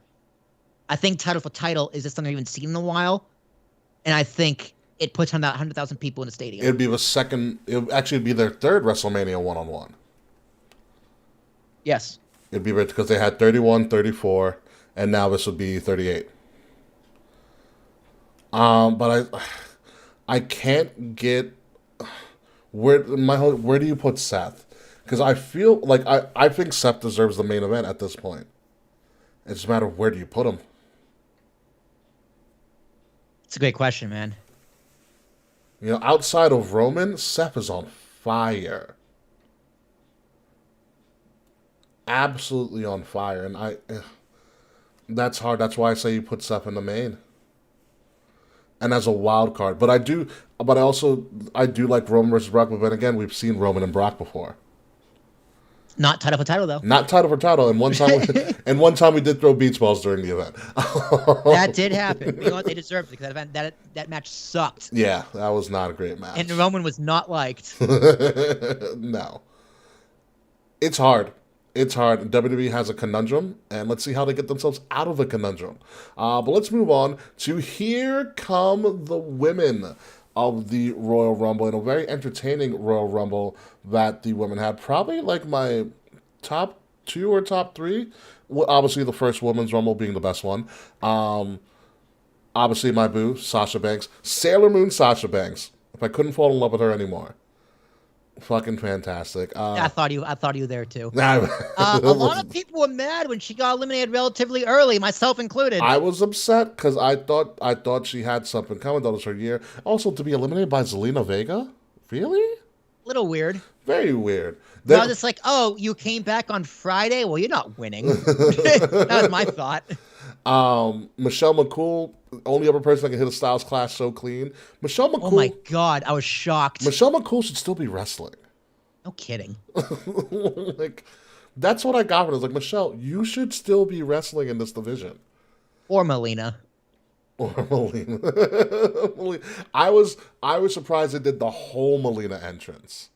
Oh, the split and all? Oh, no, red carpet, Yeah. the split. Yeah, I was like, holy shit. When she got eliminated doing a split on the outside, I was like, what the fuck are you doing? Get to the back. And then Sasha did the split. I was like, yeah, Sasha did the split. It's like I can do 2, bitch. Little girl on girl action never hurt anyone. Right to censor Ivory. I lost my mind. I was like, are you doing the podcast? What? I was so happy. It was really fun. I was so happy. She hasn't aged. She looks exactly the same. Dude, she looks like that chick from Austin Powers. Oh, right to censor Ivory was such a highlight. I was so Dude, good. it was so funny. I saw a meme. It was just like, dude, why is the chick from Right to Censor on here? They're on Peacock. And I was like, that's good. That's good. Peacock sucks. Oh, man. It was so good. Right to censor Ivory. And Hardcore Country. I was so happy they did this. So happy. They gave her music. She came out with the belt, and she soaked it in. The only thing she was missing was a trash bag. Could you imagine? What a moment. And the music hit, and people knew who she was. Yeah. I did. I sure as fuck did. I popped. Yeah. That was probably my loudest pop of the night. Hardcore Country. Great. I loved it. I have to send you a link. Somebody took her hardcore country song and turned it into a hip-hop beat. That's amazing. But so happy for Mickie James. It wasn't only that she got into the Rumble with her music and she brought the Knockouts title. They gave her a great showing. And who'd she eliminate? She eliminated a lot of people. Was it Michelle McCool she eliminated? Yeah, it was, because Piggy James. That was they have history. You know, yes. Piggy James, so she eliminated Michelle McCool. Yes, that is true. Yeah, but she got a solid, I think, 20 to 25 minutes in the Rumble. All right, then we can finally put this whole trash bag business to bed. WWE made amends, and Mickie James has accepted her, so we can all forget it out of And Impact got the massive rub from it. Like, it's perfect. business. Tony Khan's just like, oh, That's how you get them over. oh, I have ideas now. Oh, you mean they can show up with their belts? What? Whoa. Guys, this changes everything. Young Bucks, why didn't you tell me this shit was happening? Oh, good job for Mickey James. Alicia Fox. Also, Oh, I'm so happy to see Foxy. With her new tattoo arm sleeve and everything. Crazy as ever. She can still go too. I was like, wow, she still has a really mean drop kick. Yeah. Yeah, shout out to Alicia Fox. But then, I don't care about my bad reputation. She's got bad rap, that's for sure. I was surprised to see it. I was like, oh wait, WrestleMania is like 2 months away. She has plenty of time to get in ring shape. Yeah. I was like, she didn't look as good as I thought she would look on her return. But I was like, she's got plenty of time to get in the ring shape. Yeah, that's 2 months, that's a fight camp. I was surprised she was 28. I thought she would have been 30. I did too. And Shayna Baszler got 30 again and did nothing with it. I did. Did you see the little eye? Yeah, the look on her face, yeah. Rousey's face. It's like, hey, I know you. Like, hey, we want to beat some people up later? Let's do it. But yeah, 28. Yeah. Interesting. It was interesting. Last year, number 1 and 3 won. This year, 28 and 31. Mm-hmm. It's interesting. Yeah, Ronda comes in, beats the shit out of people like the Bella Twins. Thank the Lord. By the way, we didn't talk about the Bella Twins. Mom haircuts, both of them. Yeah, not a fan. Not a fan at all. Well, yeah, when you have children that like to pull your hair, I guess you cut your hair too. Fair enough. Nikki looks a lot better than Brie. That's always been the case. Yeah, the boob job does help. Yeah, best thing John Cena ever bought. That's true. So, and then obviously Ronda Rousey going to Did you see Rumble. see her pyro melted the sign and people to be evacuated? Did you see the raw video from it?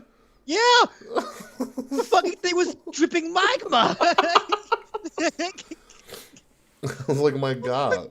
It's ridiculous. Crazy. They literally had to lower the sign. They had to lower the sign, like put it out. Those people probably got free tickets for life. I was like, where do you put those people? I don't know, because they're on the floor too. Yeah, like box seats, like they had to be evacuated, but to where? Backstage? It is a football arena, or was a football arena. We're gonna put you in Gorilla. Put all your complaints to Vince. He's right there. Yeah, congratulations to Ronda. It was interesting that she eliminated Charlotte last. Mm-hmm. Look, now Melt's got the story to write. He's gonna face Charlotte at Mania. Yeah, totally. Yeah, stop it. That's why she showed up on Raw, right? Yeah, but she showed up on SmackDown too, because she's going to SmackDown. Yeah, she did show up against whatever Becky was dressed at. I want to say the Queen of Hearts. Becky beat Doudrop. Obviously, we're not going to talk about that because it was a match. It was a match, and it happened. It happened after Rousey won the Rumble. Yes. Oops. Cool down. What is it? Mr. Fred said, Issa said the section near her was evacuated and the sign came down and obstructed the Becky Doudrop match. Again, it happens, Freds. That's why the match was put there. It was about, all right, guys. Ronda's going to win. She's going to set the sign on fire. We're going to get these people up and moving and get them out of here. So, yeah, Ronda confronts Becky. She says, you'll have my decision on Friday. Okay, cool. Ronda, play it up. Ronda's going to show up on SmackDown for the first time ever. And then, out of nowhere, Lita showed up. Like, just randomly. Even though, you'd think she'd be one and done. And You're not going to lie. I thought it was supposed to be a dark segment. And it was just on TV on accident. Like, no one shut it off. Yeah.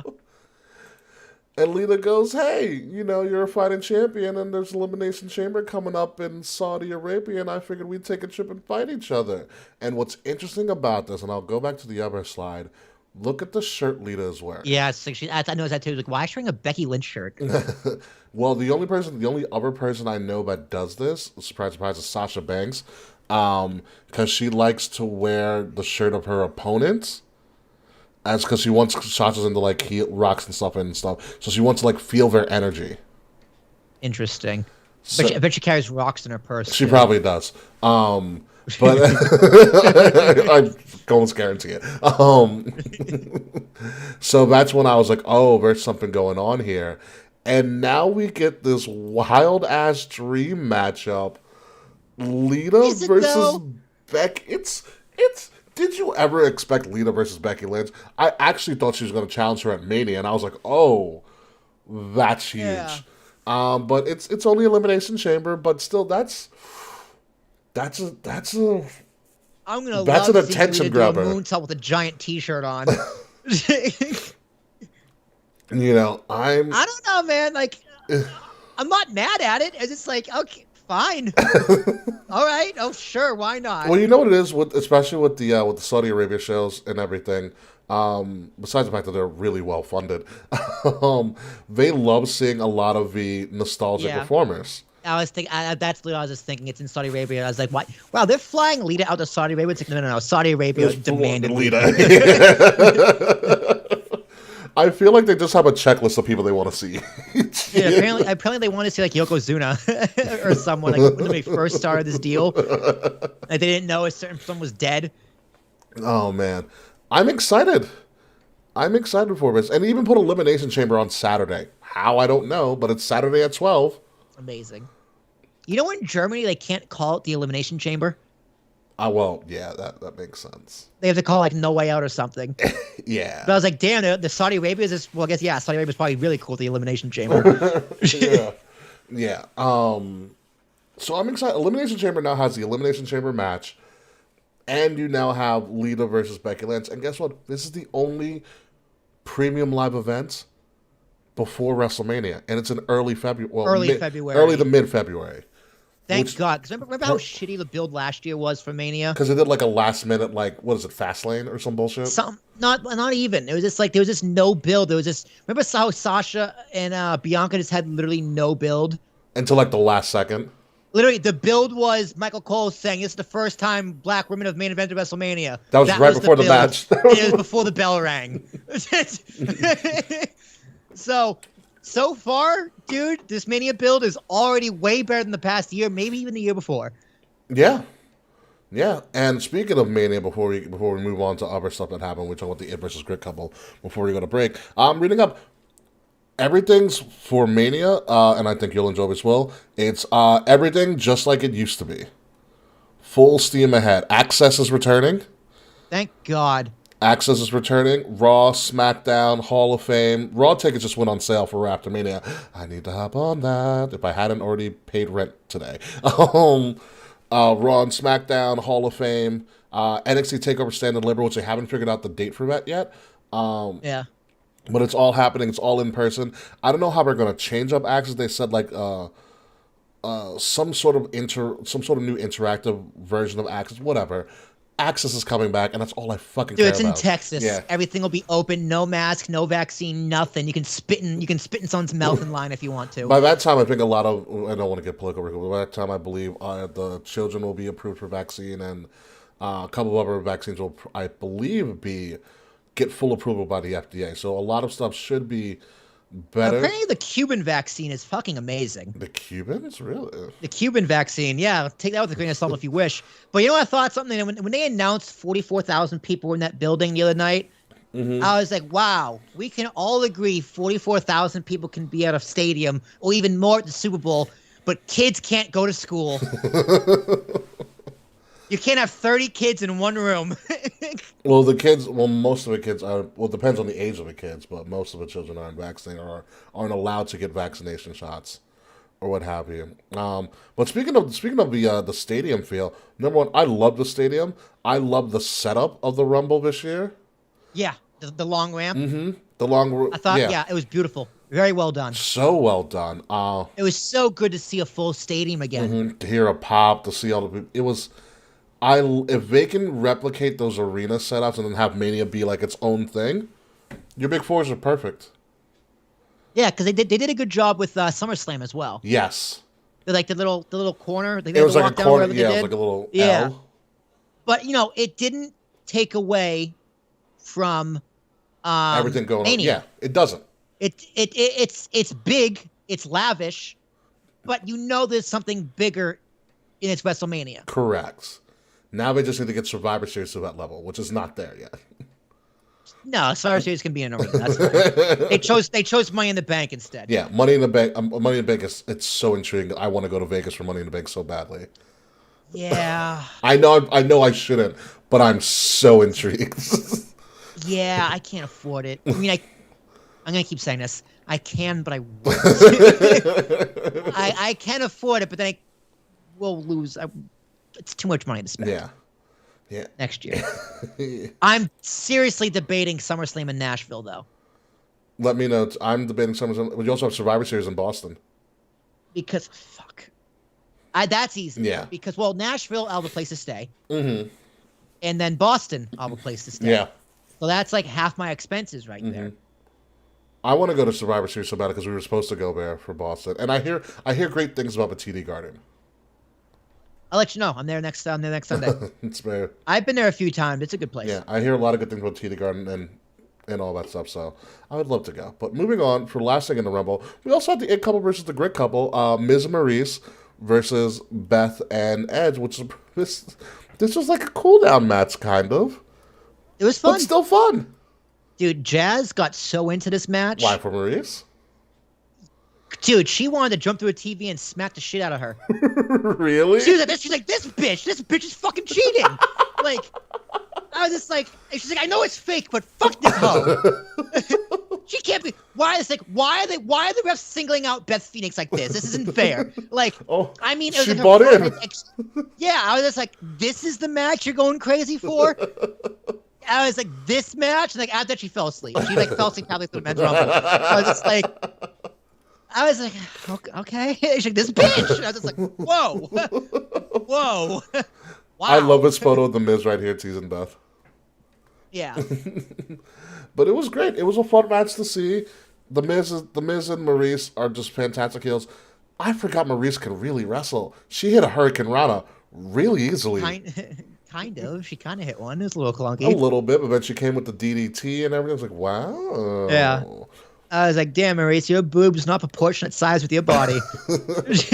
No, Maurice is stacked, but because the last time I saw Maurice in the ring, she really didn't take a bump. Yeah, Miz and John Cena. Yeah, but this time she actually wrestled and took some bombs. I was like, oh yeah. Yeah, she did things. She's a former Divas champion, if that means anything. She's wrestled 4-minute matches before. Yeah, I think she's like a 4-time Divas champion or something. Something like that. Yeah, she's got a lot of titles. And everything, but it was good. But overall, obviously the Grit couple won. Good for them. Now what happens? Beth Phoenix returns to NXT. They looked so gritty. They did look gritty. Beth Phoenix returns to NXT now, probably.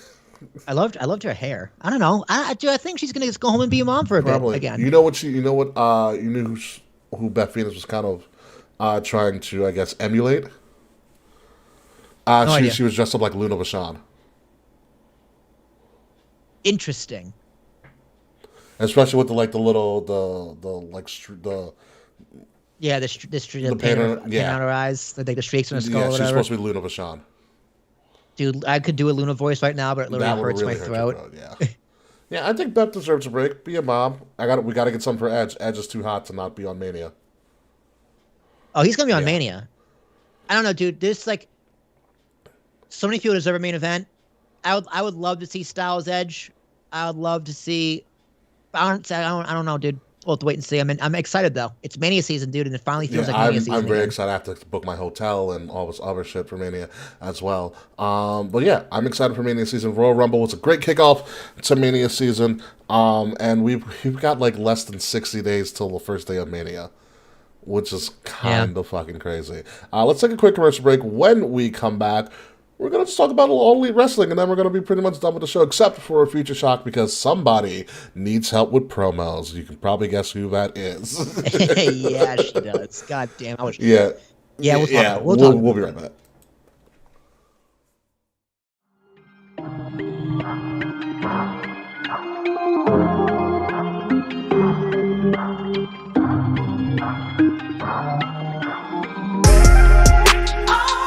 Midnight music.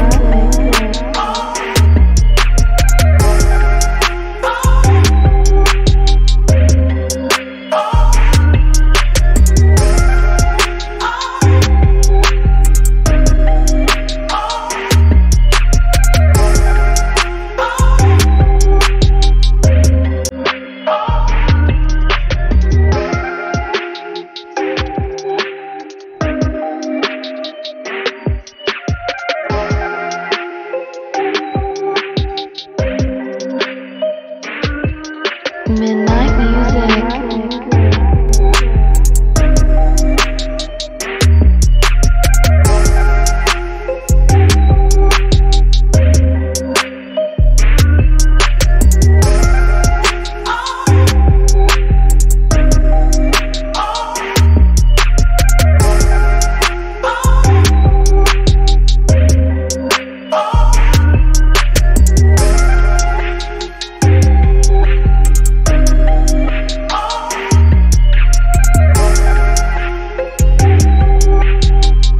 Midnight music.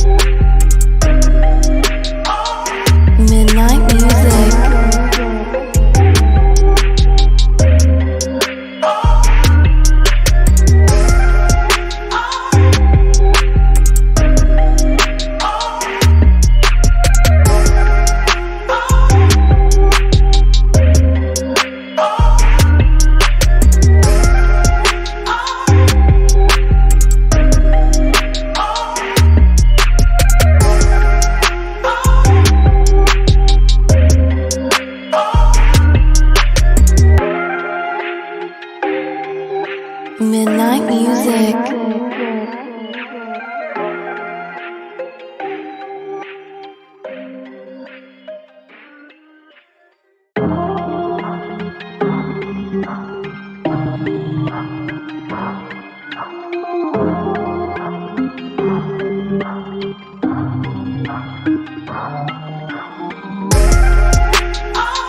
Midnight music.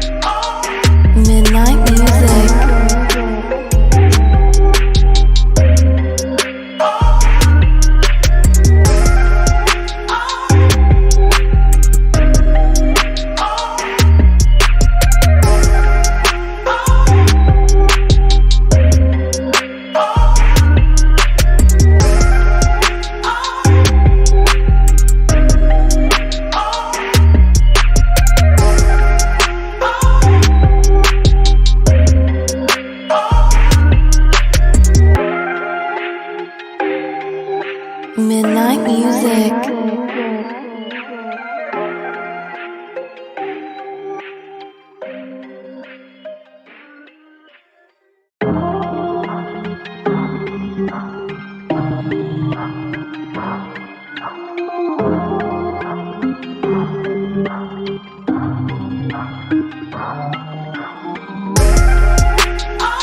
Midnight music.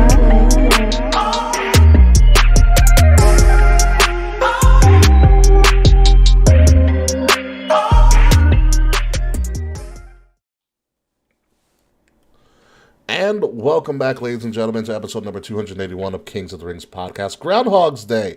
I'm your host, King Ricky Roseanne, along with Willie T. No, the K. Murphy tonight. K. Murphy is tapping out, but we hope that K. Murphy will be back next week, and hope K. Murphy feels better. So we talked a lot about the Royal Rumble and all the different and crazy things that happen. Let's talk a little bit about All Elite Wrestling, because there's been some crazy stuff going on there too, Will, I believe, since you've been following it a lot more than I have in recent times. In particular, MJF and CM Punk are actually going to fight each other. Allegedly. It's supposed to be this week in Chicago. I'm expecting shenanigans. Absolutely. You know, it's probably happening right now or like close to now. Or it already happened. So, I don't know. I mean, we'll talk. I bet talk about this match. What happens next week? Yeah. Because by the time this episode comes out, it's already irrelevant. Yeah. So, interesting the fact that they're not doing it on a pay-per-view. It's on a Dynamite in Chicago. It's like, oh, okay, fine. This is, Cool. I mean, their Finally, I pay-per-views are guess. so spread out that it's hard. They do them one on one. Yeah, to do unless you time it right, to do a blow-off like that. Or else you drag it for a really, really long time, like Sonya and Naomi. Yeah. So I'm interested to see what happens. If there's no stipulation or anything, it's just one-on-one blood feud, right? Yeah, dude. I'm expecting shenanigans Oh, though. absolutely. I don't think the match actually happens. That's my guess. Yeah, I think MJF finds his way out of it, or has found his way out of it. Fred's watching. He's probably watching it in Canada.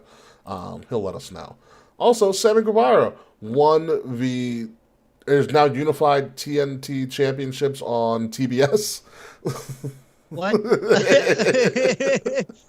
What a fucking ladder match. I didn't watch it. I heard great things. I did see where he did the reverse switch cutter in midair.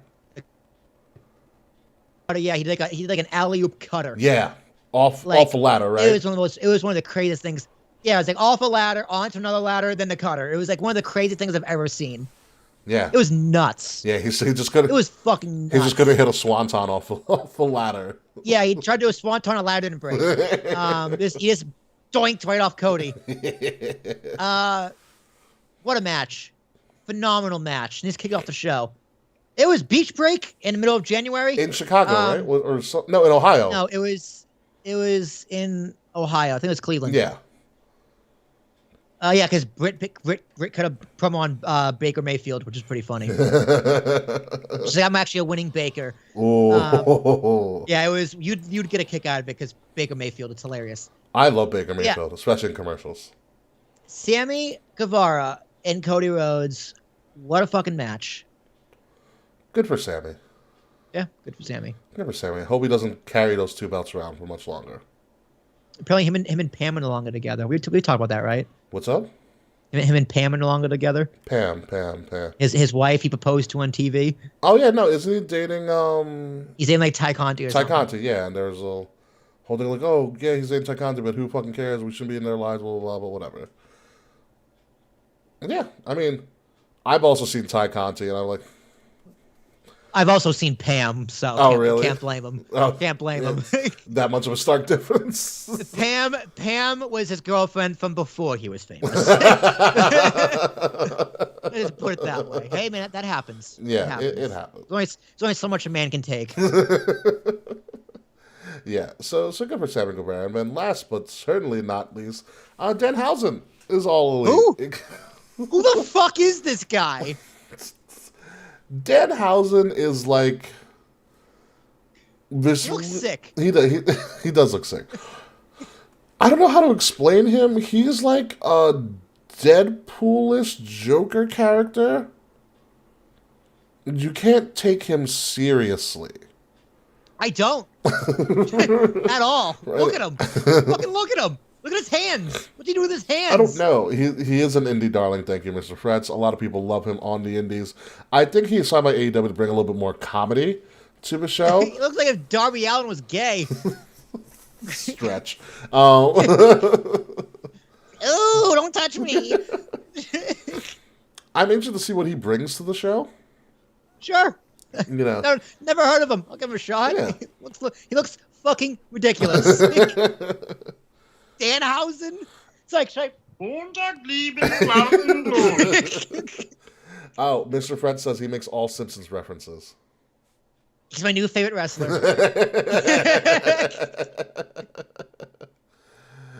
Sold. Where do I sign on Danhausen making Simpsons references?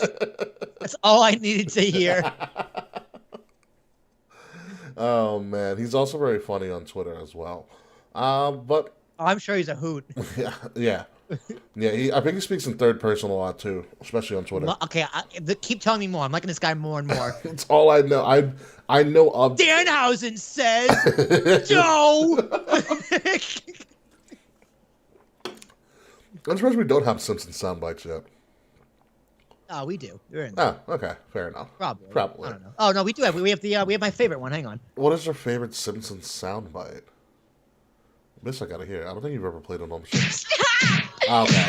Stop! He's already dead. There it is. There it is. That's one. But yeah, congrats to Danhausen. Been something that a lot of IWC wanted AEW to sign for a while. He managed to get on Conan, really. What? Oh, Conan used to write for The Simpsons. Yeah. Wow, you know a lot about him, Ms. Fred. You can talk about us more in the post show. But let's move along, because the new season of South Park comes on at 10 o'clock, and that is must-see TV. To our Future Shock, where we try to predict something in the future of wrestling, and we do have a subject matter for this week, and it happens to be the baddest woman on the planet, formerly known as Ronda. The baddest promo on the planet. Ronda Rousey. Now, Ronda's back, and you would think after a couple of years off, you would, besides doing an impregnation vacation and having a child, but at some point you'd start to come back and you'd hone a little bit of your craft. And Ronda's weak point, a lot of the time in her first run in WWE, was her promo skills. And unfortunately for Ronda, those promo skills have not gotten any better. So what the hell do you do with Ronda and her promo skills? She can get it done in the ring. She has the presence. She has the look. She has all of that. It's just when she opens her mouth, it doesn't really stick. Dude, give it Danhausen. All right. There we go. Game, set, match. No, does she need a mouthpiece? Like, what would a mouthpiece really do for Ronda Rousey? Good call. Like, Brock needs a mouthpiece, sure. Bobby Lashley here and there needs a mouthpiece. Mm-hmm. I think a mouthpiece actually hurts Ronda. Really? Yeah. I can see that. Like, it's like, unless it's someone perfect, because they can't be annoying. It can't So be Paul it can't be Heyman. Leo Rush? Exactly what I was thinking when I said the word annoying. It can't be someone who's like physically bigger than her, so it can't really be a man. What about Paige? I think Paige would be interesting. I think Paige could work. Mm-hmm. Or even... But it also can't be someone who outshines her. So give her Sonya. Sonya could also work. If Sonya wasn't, too busy hating black people, a.k.a. Naomi. That should just be a storyline. Sonya should just go. I feel like that's what the storyline is. I just haven't said it yet. She should just go. You know what, Naomi? It's your fucking lips. All right? That's what it is. Could you imagine the heat? Dude. WWE would be making apology statements. Naomi would main event WrestleMania. Like, fucking forget it, all right? Naomi's going to the Hall of Fame tomorrow. Jey Uso and Jimmy Uso dethrones Roman Reigns. Like, forget it. Hulk Hogan is forgiven. Like, not even funny what would happen if that actually... Peacock would be canceled. Like, it would be a fucking mess. Everybody would get their money back that they spent on Peacock. Oh my god, that brought a tear to my eye. You know who else would work? As I'm reading threats and stuff, Malcolm Bivens. Oh, well, you might think Malcolm Bivens is annoying. He's the manager of Diamond Mine. Yeah, and I know, I'm thinking. If Ronda was in NXT, it would work. I feel like Malcolm would be a little too scripted on Raw. You know who would be great, even though he's too physically imposing? If LA Knight was Ronda's manager. Oh, that's a great choice. That's a great choice. Fuck, dude, I'm gonna go with Chad Gable. I like Shush. I like Chad Gable now. I think he's getting it. Yeah, he's found something, dude. He's tapping into something, and it's kind of working. Dissolution, shush. Don't need the definition. Like, honestly, it's wrestling hits the right type of stupid sometimes. And just like Matt Riddle, it's the right kind of stupid. Yeah. Yeah, it works. And I'm glad Chad finally found something. Honestly, it's just Kurt Angle in disguise, but it's working.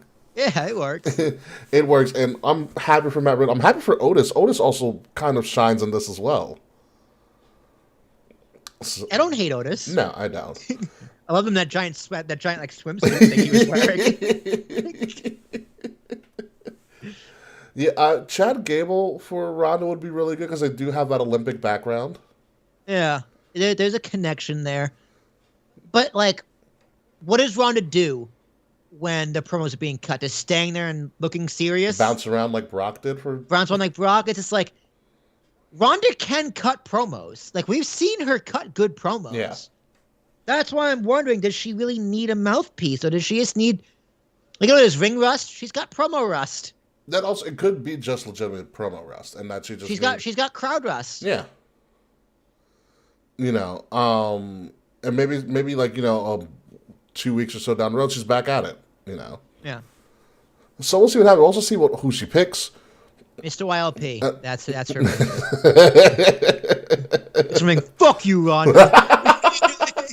Should have been Bianca.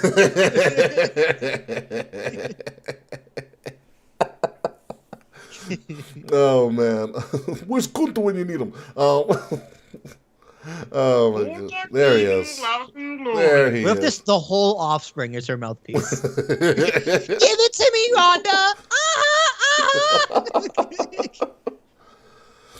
Oh my god! I mean, it's interesting to see who she's gonna pick. I'm such a moron. It better be. She's picking Becky. It better be Come fucking on Becky. now. You know. Dude, we already saw that. She already had that one-on-one with Charlotte at Survivor Series. Yeah, and she had the 1-on-1 at Rumble. She eliminated Charlotte last. Yeah. There's your payoff. Congratulations. She's avenged her loss to Charlotte. Now she's got to avenge Becky. Well, actually, do we have any other future shocks? Because I got one No. extended time. I only want to talk about Ronda and her promo skills, but yes. Okay, I got a future shock. What's up? Who do you want to see next on the Broken Skull sessions? Did you watch the Becky one? I thought Becky was really good. Becky was excellent. I thought Becky was really, really good. It was just like, oh, I like you again. And it's like, I don't like this heel Becky run. It's a little, it feels forced. unnatural. It feels unnatural. Yeah, it's forced. Whereas Becky on the Broken Skull sessions and, hey man, Austin does really good at this, man. I don't tell you. Like, Austin is really good at dragging out the authentic self of people on his podcast. And Becky looked really good on that podcast. Yeah. Very humble, not too big for her britches, and she said that a lot. And I thought she was great. But who do you want to see next? I feel like they did her already, but I want to see Charlotte. They did not do Charlotte. I want to see Charlotte because Becky already just broke the fourth wall, but there is actual heat between them. I feel like Charlotte would just be she'd dodge too much of a bitch. Really? I do. I don't think she'd come across good. Like, to me, Sasha Banks came across as a bitch. Really? I thought Sasha was fine. Not so much as a bitch. Bitch is the wrong word. She came across as believing her own hype. I got the opposite from that because her ego showed very strongly. I got the opposite because Austin called out all the parts where she was very like unsure of herself. Yeah, in the beginning for sure. Yeah. You know, But Charlotte, I think would just come across as just like an unlikable, just you're Ric Flair's daughter, kind of an. Who just got another divorce? Ric Flair did? Yeah, he's that's sad. Yeah. What about Mick Foley? Has Mick Foley been on? I want to say no. Let me go to the cock and take a look. I've missed Plank Rousey. I've missed a lot of them. I haven't finished a lot of them. I wanted to see the one with Bobby. I feel like the Bobby one's very interesting. It took me a long time to finish it, but it's really good. Mm-hmm. All right, let me. There's 23 of them. I know that. There's a let me go. ton. I know they did Drew. Drew's a fun one. All right, so we got Becky Lynch, DDP, which was really good. Really, I did not listen to the DDP. DDP's was really good because DDP's such a great storyteller. Yeah. Jeff Hardy, which I skipped because he was released. So all of it's irrelevant. Seth Rollins, who was great. Mm-hmm. Bobby Lashley, who was good. Kevin Nash, who got a little drunk and was pretty funny. Mick Foley was already on there. Okay. Godfather, who was great. Chris Jericho, who was great. Randy Orton, who's one of my favorites. Randy was a fun one. I remember Randy's. Sasha, Bayley, Drew, Undertaker. Taker did like 3. Taker did 3. Kurt Angle, who was pretty good. Jerry the King Lawler, which was really good. Mm-hmm. Mark Henry, which was excellent. Ric Flair, Bret Hart, who was as Bret Hart as ever. Big Show, Mm-hmm. Kane, Goldberg, and the first one was Undertaker. Shawn Michaels needs to be on there. Yes. Triple H. Triple H. Yeah. Put Stephanie on there. Honestly, dude, I want to see Vince. They had Vince a long time ago. The original. They did have a long time. You know what? I want to see him again. Vince was the first episode because I remember Vince because they did it live after Raw, and Austin's like, "Well, we're running out of time. We got to close." And Vince's like, "Well, I own the company, so we're gonna keep this going." Yeah, I do remember that too. It was on the network, so it didn't even matter. Yeah. Edge. I'd love to see Edge. Edge would be great. AJ. AJ would be great. I meant AJ Lee. Bring on Punk. Actually, if he could bring Punk on, that'd be crazy. That would be pretty nuts. Would Punk do it? No. Unless he was guaranteed freedom to say whatever he wanted. Here's the thing. If Austin asked Punk, I think Punk would say yes, WWE would say no. Gotcha. Mm-hmm. And I know Punk hates WWE for valid reasons and invalid reasons. Yeah. But I think he's a mark and respects the business enough to not turn down Austin. Agreed. It'd be like an episode that he couldn't air on WWE Network. He'd air on his personal stream. Yeah, he would do it on his actual feed. I would love to see JR. Yeah, I would also love to see JR. I would love to see JR. Michael Cole even. I bet you Michael Cole has tons of stories. Oh my God, Michael Hayes. And schedule permitting, even though it's never possible, The Rock. I want to see The Rock and Stone Cold just shoot the shit. Stone Cold has his Broken Skull IPA, The Rock has his fucking tequila, and they just drink and shoot the shit for like 2 hours. Dude, what would they talk about? What wouldn't they talk about?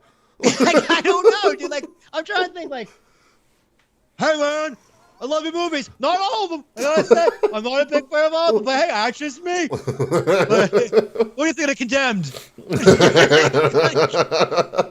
What would they talk about? Like, I know they're friends, but I can't picture like what they would talk about. You talk about the XFL, talk about all that stuff. Cena. Put Cena on the podcast. I don't like John Cena in interviews though, because John Cena gets really mellotone and a little boring on his interviews. Who else? Oh, Ray. Before he hangs it up, Rey Mysterio. Yeah, that'd be a good one. That'd be fun. I'd love to see Ray. That's where Dominic turns on him. You know who else? He's a great interview as well. The Miz. Oh, the Miz would be a lot of fun. An in-character Miz. Even out of character Miz would be great. Who else is? Pretty much anybody, honestly. Better question: who would suck? I mean, besides Dean Ambrose that one time. Yeah, that was bad. Who? Oh, I mean, I feel like you've done all the upper four horsewomen. You got to do Charlotte, obviously. Who I think would actually not be good. Probably Angelo Dawkins. Hey, fam. Austin just goes, what? Fam. You know who I'd actually love to see on there, which I think was probably a missed opportunity? Big E. Yeah. I think Big E would be brilliant. You know who I never want to see on there? Fucking Dolph Ziggler. No. I think Big E would be brilliant. I think Xavier Woods and Kofi. Probably more. I don't think Kofi's a little bit boring, but I think having Xavier Woods and or Big E would be cool. Just have all three of them. Or all just three. The whole New Day. Just shit. Yeah, it's a Stone Cold podcast and a New Day podcast all in one. Yeah. It totally reeks of awesomeness. Totally reeks of awesomeness. He did have Edge and Christian on. He had him in the first iteration on the network. Because he talks about how Edge and Christian ribbed him during the sacrifice scene with The Undertaker. Yeah, that was really funny. Don't look at me. How long? Oh, God damn it, we're on TV, blah, blah, blah. Beth Phoenix would be a fun one. I would love to see him talk to some of the NXT people. Like, if they were still around, obviously Adam Cole or Gargano would have been a great story. But have him talk to Ciampa. Yeah. Ciampa's probably a fun interview. Jamie Noble. How would it feel when Shane buried you? He what? You know, I'd be interested to see how Bianca would do with Austin. I don't know if she'd do too hot. She'd start crying. Yeah, but interesting. Mr. French brings up a good point. Braun Breaker would be an interesting interview. Scott Steiner. I bet you Damian Priest has a lot to say. Ooh, Brian Pillman Jr. Isn't he with AEW? He is, but we're playing a pretend game. Oh, okay. Finn Balor, maybe. Not buff. I want to see him and Cody. I don't. Let's go off the. I don't want to say Kenny because I don't want to see Kenny and Austin on a podcast together. In character, Kenny would be good. In character, Kenny. I don't want out of character, Kenny. It's kind of boring.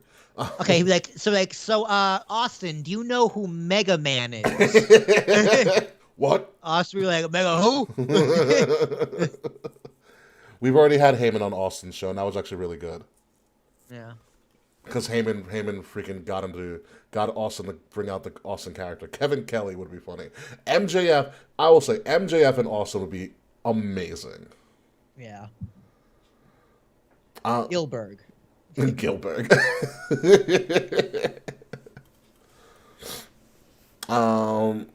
French, no. That's all I got. This segment's going on. Yeah, no. It was a good run. It's a good run. But Austin, if you're listening, we have a whole list of people that you need to interview. Including myself. Including me as well, too. So, yeah. So, that being said, let's get the show up on the road. Shall we, Yeah, we can do that. Yeah, let's do that. But we got a post-show. Allowed. So, if you guys will stick around for our post-show, obviously it's not going to be part of the audio version. Oh, Eugene, before Eugene probably has the comment of the night for who Austin to do. Eddie Kingston. Oh. Don't get me too excited. And trust me, I've interviewed Eddie. He can talk for days. It's a fun interview. Let me tell you that right now. But yeah, we got a post show going on. So once this audio version cuts out, if you want to do our post show, it's going to be exclusively on YouTube, Twitch, and Twitter right now. But until then, folks, let's get the show on the road then, Will.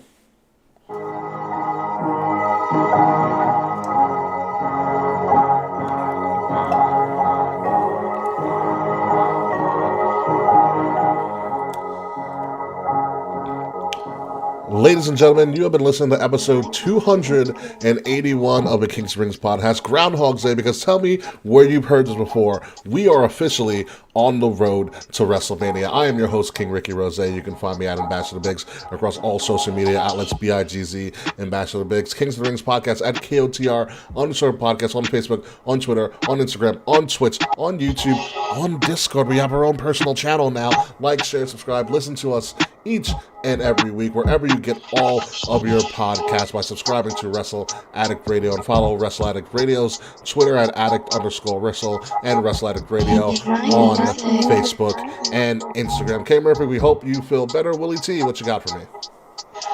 I'm feeling good, man. I got a lot of things going on in my life, but that's just the way the cookie crumbles. That's the way of the business. If you follow me anywhere on my social media, like my LinkedIn, you'll see all my content being spewed out there like a fucking waterfall. So much shit is getting released. So much shit is still being edited and scheduled. And I hate social media, man. I'm going back on my grind of scheduling posts for social media because it's February. My February rollout is officially underway. At Will Tarashuk, T.S. Thomas, ARASHUK, all my podcasts, the Ambiguous Podcast Solution, as well as Talking with Tarashuk, can be found at ambiguouspodcastsolutions.com. And if you want to be a guest, shoot me an email, will@aps.com. APSpodcast.com. There you go. Get it right. So when we come back next week, folks, Rhino will have chosen her WrestleMania opponent. The road to WrestleMania will be that much more clear. And AEW will probably have another Danhausen sighting in some weird way, shape, or form. And we're probably going to talk a lot about the premiere of South Park, which is coming on in about a half hour. So until then, folks, goodbye, good night. We'll see you next week. And oh yeah, fuck you, Slack. Yeah, Slack. Fucking asshole. Didn't even show up to the show. Again. Oh, bastard. Probably watching for you. Probably. See you, folks.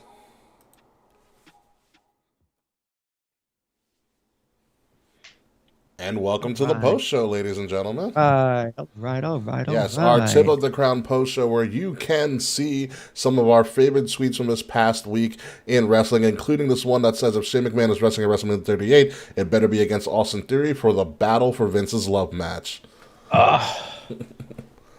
Also one of my personal favorites. Too bad we ain't going to see Adam Page versus Ethan Page versus Brian Cage versus Christian Cage in a steel cage match on Rampage.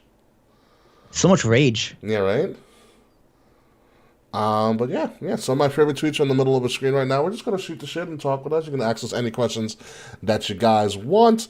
Wrestling, non-wrestling. We're going to talk a lot of shit. Probably about MLB The Show, because that Shohei Ohtani cover, phenomenal.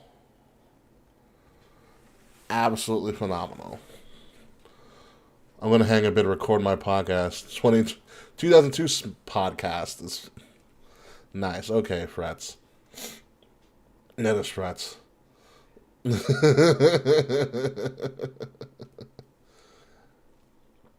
Oh, man. The UFC Forbidden Door. That was really funny. I forgot where I found that. I was like, that's really... I think I found it on,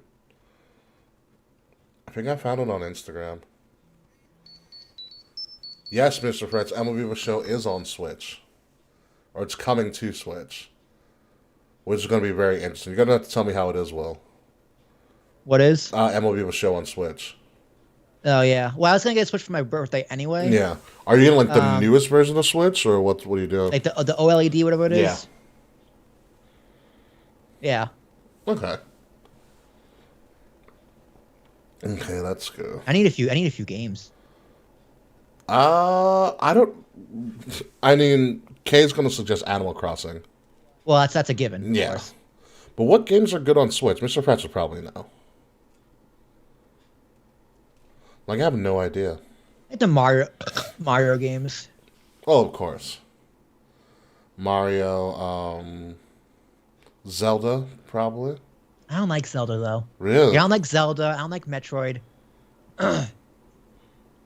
Mario Party on Switch actually sounds like a lot of fun. Mario Party is definitely fun. I need people to play with. If I can hook it up to my TV, I'll get it because I'll play it with Jazz. Yeah.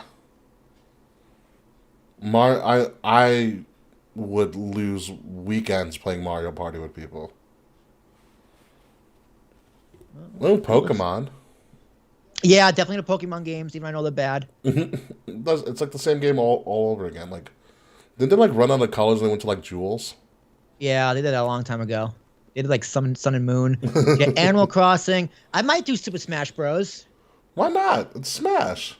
Super Mario Odyssey, Pokemon Legends, Super Mario 3D World, Luigi's Mansion 3, Pokemon Pearl, Mario Party Superstars, Sword and Shield, Mario Kart 8. Mario Kart 8? Yeah, I think they had a ninth one too. Jesus. Yeah, I got a lot of things to go buy. How much do the games go for? I think like $60. Oh, you can do Mortal Kombat on there too. Ooh, Stardew Valley. Marvel Ultimate Alliance. Ooh, they have Marvel Ultimate Alliance. Yeah, Ultimate Alliance 3. Ooh, those games are a lot of fun. Yeah. Let's see how much it is. They look like they go for like 40. Yeah, $60. Switch Animal Crossing $60. I'm looking at, so when was this done? Oh, this is updated. Updated today by IGN, the best Nintendo Switch games.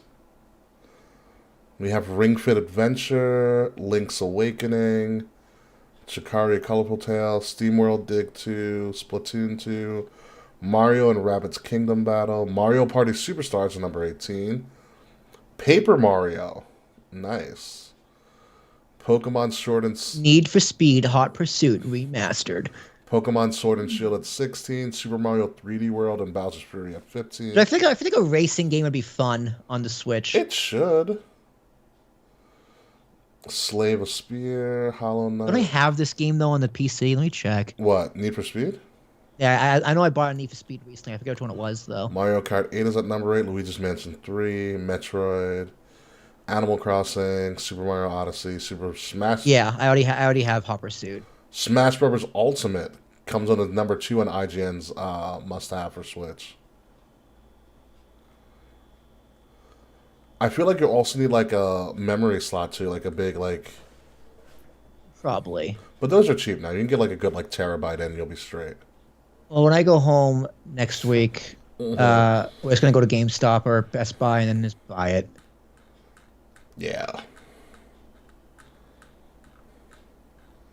Wow. Well, Fretch can take you around the whole thing. Fretch apparently knows all this shit. Speaking of games, did you see PlayStation bought Bungie? Yeah, who cares? It's like no one cares. Brilliant Diamond or Shining Pearl? Is that Pokemon? Well, Pokemon Sword and Shield. Dude, I don't care. I love Pokemon games. yeah. If they release Red on the Switch, I'm fucking buying it. Fretch, is it? I believe Mortal Kombat's on Switch too. Is that correct? Mortal Kombat 11 at least. Didn't someone buy Blizzard? Yes, Fretch. It was called Microsoft. They that and everything else.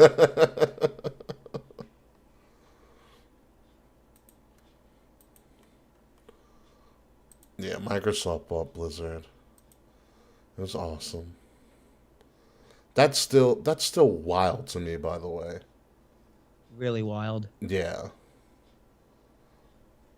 Oh. Uh-oh, well, Red is on Switch. Is it really? That's according to Mr. Fretz.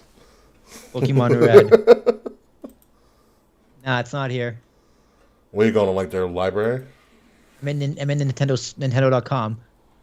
I don't know the last time I've ever been to Nintendo.com.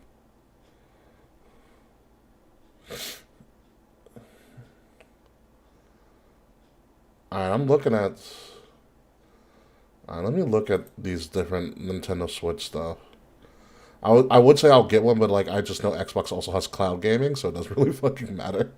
There's a lot of like Kingdom Hearts. I would never get Kingdom Hearts on the Switch. Yeah. That sounds ridiculous. Like games I would play on the PC, I'm not playing on the Switch. Gotcha. other than like MLB The Show because I don't have a PS5. True.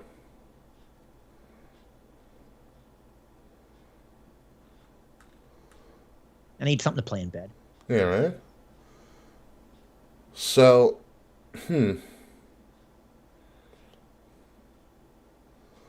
I feel like the OLED would be more your jam because you can do a lot. You can do a lot with it. It's the new one. That's one my brother told me to get. Yeah.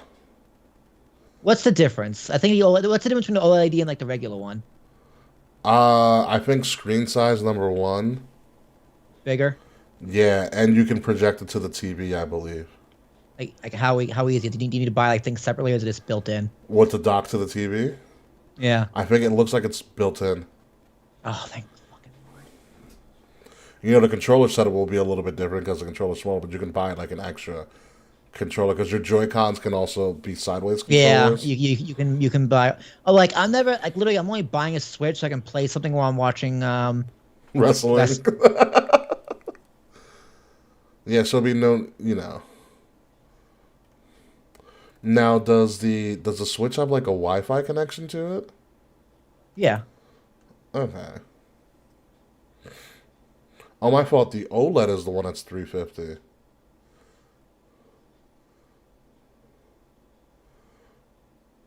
Okay, the original one. Oh, so interesting. The OLED has built-in LAN support. So you can plug in a like Ethernet cable. Mm-hmm. Oh, I have an extra one of those lying It says around. connect online using the dock's LAN port when playing in TV mode. Yeah, I'm definitely doing that. I'll take out my PC and throw it into the Switch. It says and the OLED comes with 64 gigs of internal storage built in.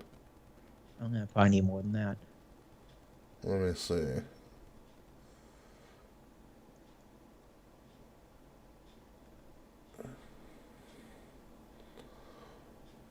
Yeah, so I was looking at the original Switch model, but the OLED is I feel like it's the same thing. It's just since it's an OLED screen, it's a lot better. Oh, I'm probably gonna get Mario Golf too. That sounds a lot of fun. Mario. I've heard Mario Golf is awesome. Really? Yeah. So I got Mario Golf, Super Mario World, plus Bowser's Fury, Mario Party Superstars, Luigi's Mansion 3, the new Super Mario Bros. U Deluxe, of course, Smash Bros, Mario Party, I already said, Mario Kart, Super Mario Odyssey. So much Mario, dude. Yeah. Can't keep up. It's bad because I don't need a Switch at all because Xbox has cloud game, but I'm forever intrigued by it. Yeah, dude, that was my thinking forever until I was like, I need something to do while I'm watching wrestling. Like that was literally just my thinking. I was like, I don't need this, but I'm so interested in it.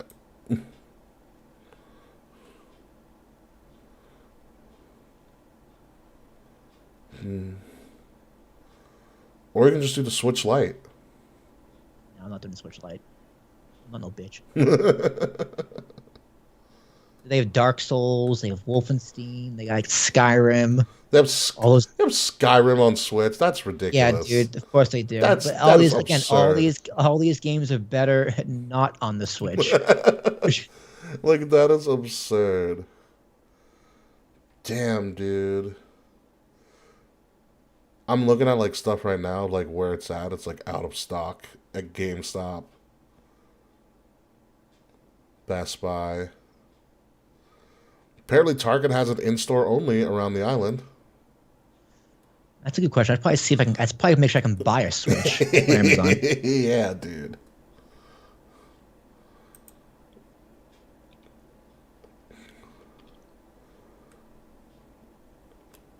Actually, let me check Best Buy for you right now. Just get all of my shit. Well, my next Best Buy purchase is going to be a new cell phone. Nintendo Switch OLED.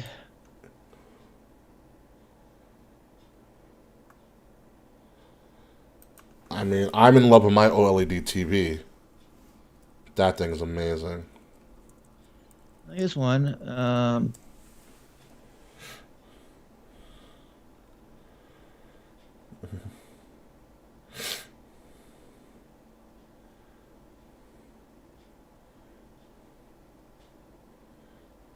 $500. Damn, it's expensive as fuck. 500 was in the package? Yeah. What comes with it? Nintendo LED model console bundle, 64GB internal storage, white Joy-Con U deal, HDMI cord. I'm looking on Best Buy right now. The OLED is... Even the refurbished models are sold out. First date available. I guess the one that just came out in November. The OLED? Yeah. Let me see. Now, would you get the OLED? Would you get the white, or would you get like the red and blue Joy-Cons? I don't care. Colors are not. This one's white. Colors are not important. Yeah, dude, this shit is sold out.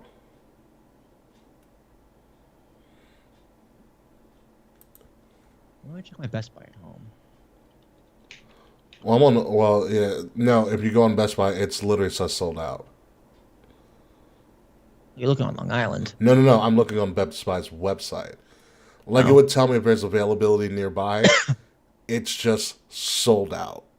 Like, flat. So, like, they have none.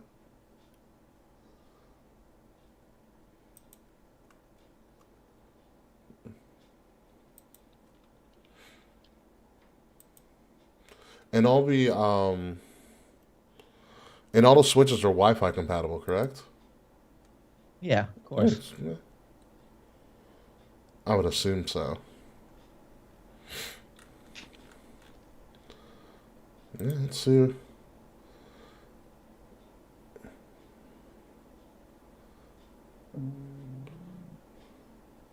Yeah, I'm seeing sold out too.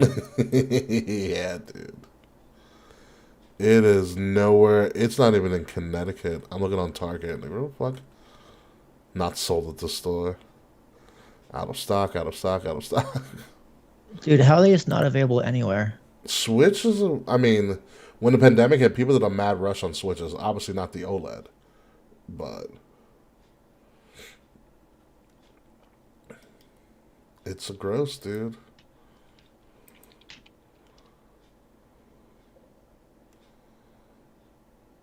Even the OLED even on Nintendo's website, it's out of stock. Did they have a chip problem too? Probably.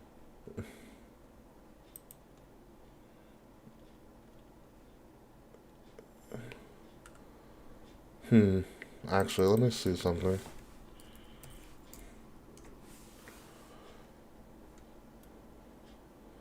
Oh, there might be one by me.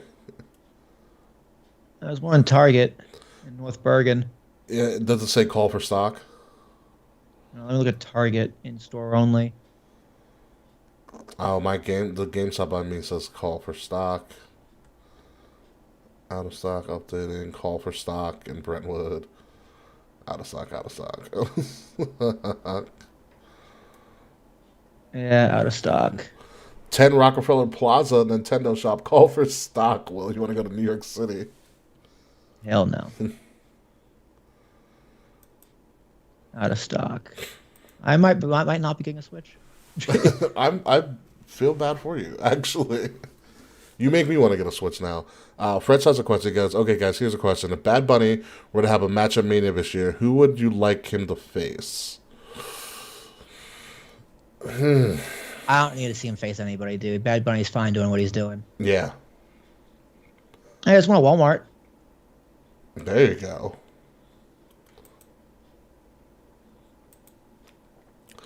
I don't want to see Bad Bunny really do it. I don't think you need him, especially in Texas, to do anything. I kind of want a Bad Bunny to show up in the truck again. Like, that should have been his Rumble entrance. That was pretty great. But he doesn't need to face anybody. There's no one there, but he just plays. Like, the Miz Miz and Morrison were the perfect opponents for him. He doesn't need to do anything else. Although I feel like him and Kevin Owens would have a great match. Yeah, dude, I can buy one from Walmart right now. Really? Yeah. Nice. You'd have to have it like delivered to you, I'm assuming? Yeah, I can just have it delivered to me. $500. Package? Yep. What co- I should do it. Yeah, I should do it, and then my parents write me a check. Oh, actually, you can buy it. You can buy it from Nintendo right now. The white one is in stock. Never mind, I lied. It is officially out of stock. Fucking lying to me, Nintendo.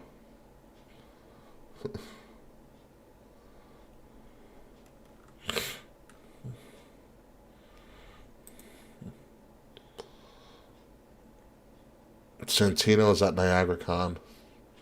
I've met Santino. He's a nice guy. Oh yeah, let me add this fucking podcast. I should probably do that. Yeah.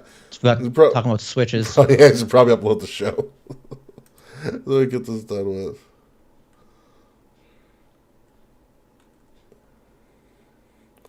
Oh, there's an Animal Crossings edition of a Switch? Interesting. Of course there is.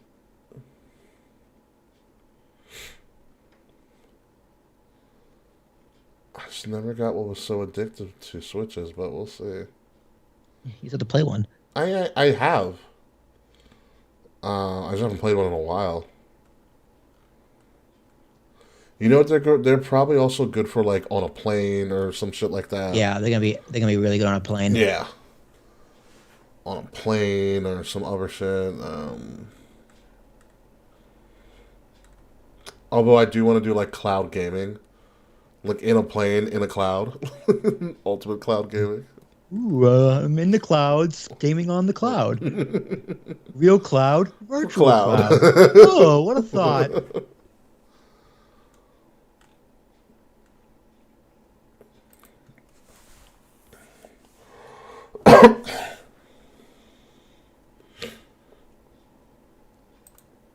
Oh, Walmart. Oh, speaking of stuff, let me see what the ticket prices are going for this pre-sale for fucking Raw After Mania. Hasn't been good. Raw After Mania has been good in years. Not since we cursed out Roman. Yeah, pretty much. It's my yard now. Deal with it. Took him 10 minutes to get it out. Deal with it, versions. American Airlines Arena.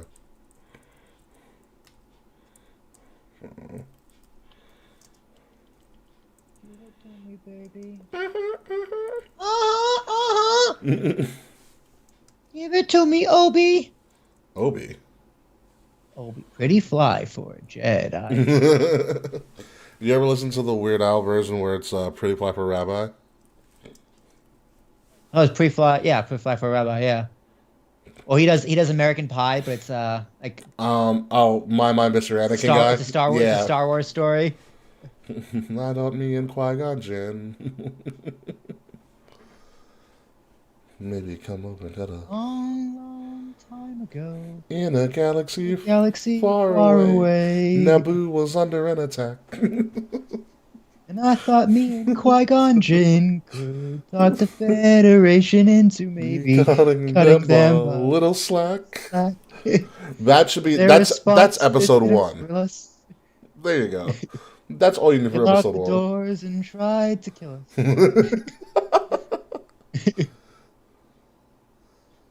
We escaped from that gas. In boss snaps. We took a bombo from a scene and something, see the queen. All wound up on Tatooine. That's where we met this boy. And they were singing. That is episode 1 for you. Screw it. I might Anakin guy, maybe Vader Someday later.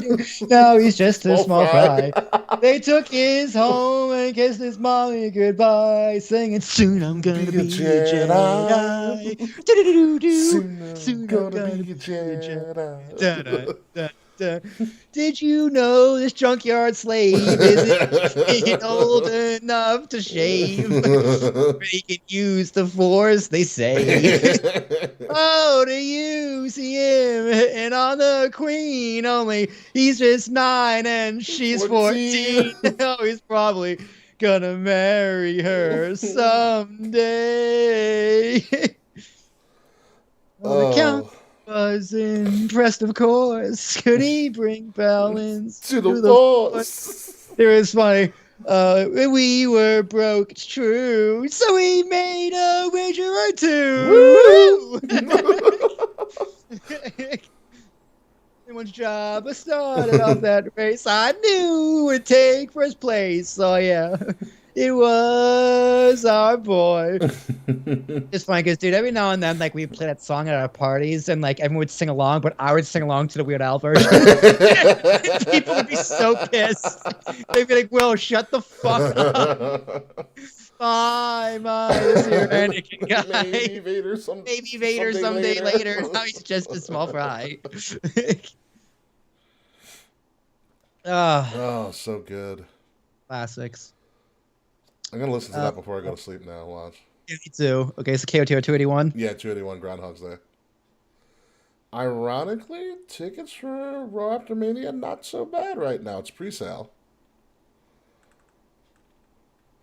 But literally, first bowl, $56 per ticket.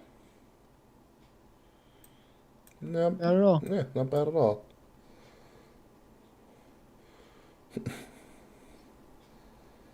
Jesus. Yeah, there's only a couple sections open, but still.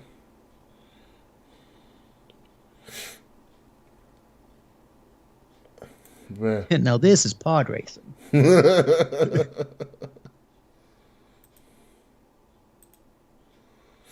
Bring balance to the foes. Well, we were broke, it's true. So we made a wager or two. Woo! Oh my god. That's so fucking funny. Oh man. Oh, it's being uploaded. Is it being uploaded?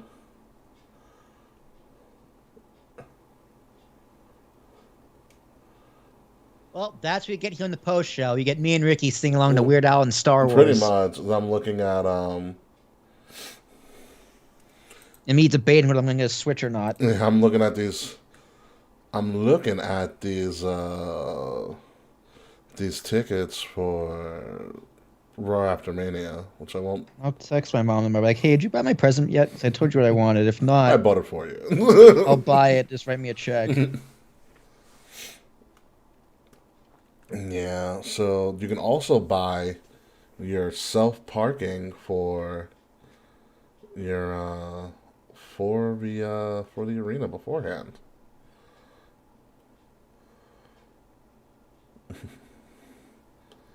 Parking's a bit fucking expensive, and you can. Well, shout out to Wade who said the guy who threw beers at Austin should be on the Stoke Brothers Skull Sessions. That's true. That's a great answer. You even have the option of getting a souvenir ticket. It's not your real ticket. For Raw After Mania. Precious. Whoa. Cancel letter.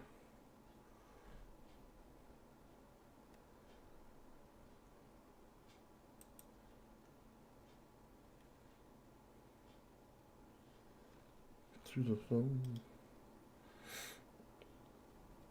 Oh, but I remember these tickets.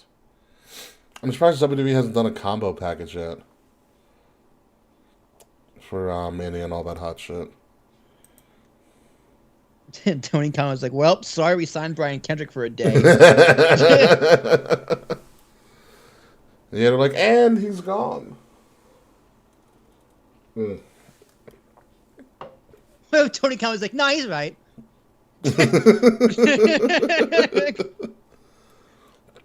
All right, is the show uploaded? Yep. All right, let me get out of here. Thank you guys for joining us on our post show as we sing Weird Al Yankovic and look at things like Nintendo Switches and more wrestling fucking tickets. So yeah, we're gonna get out of here and we'll see you guys next week. Bye.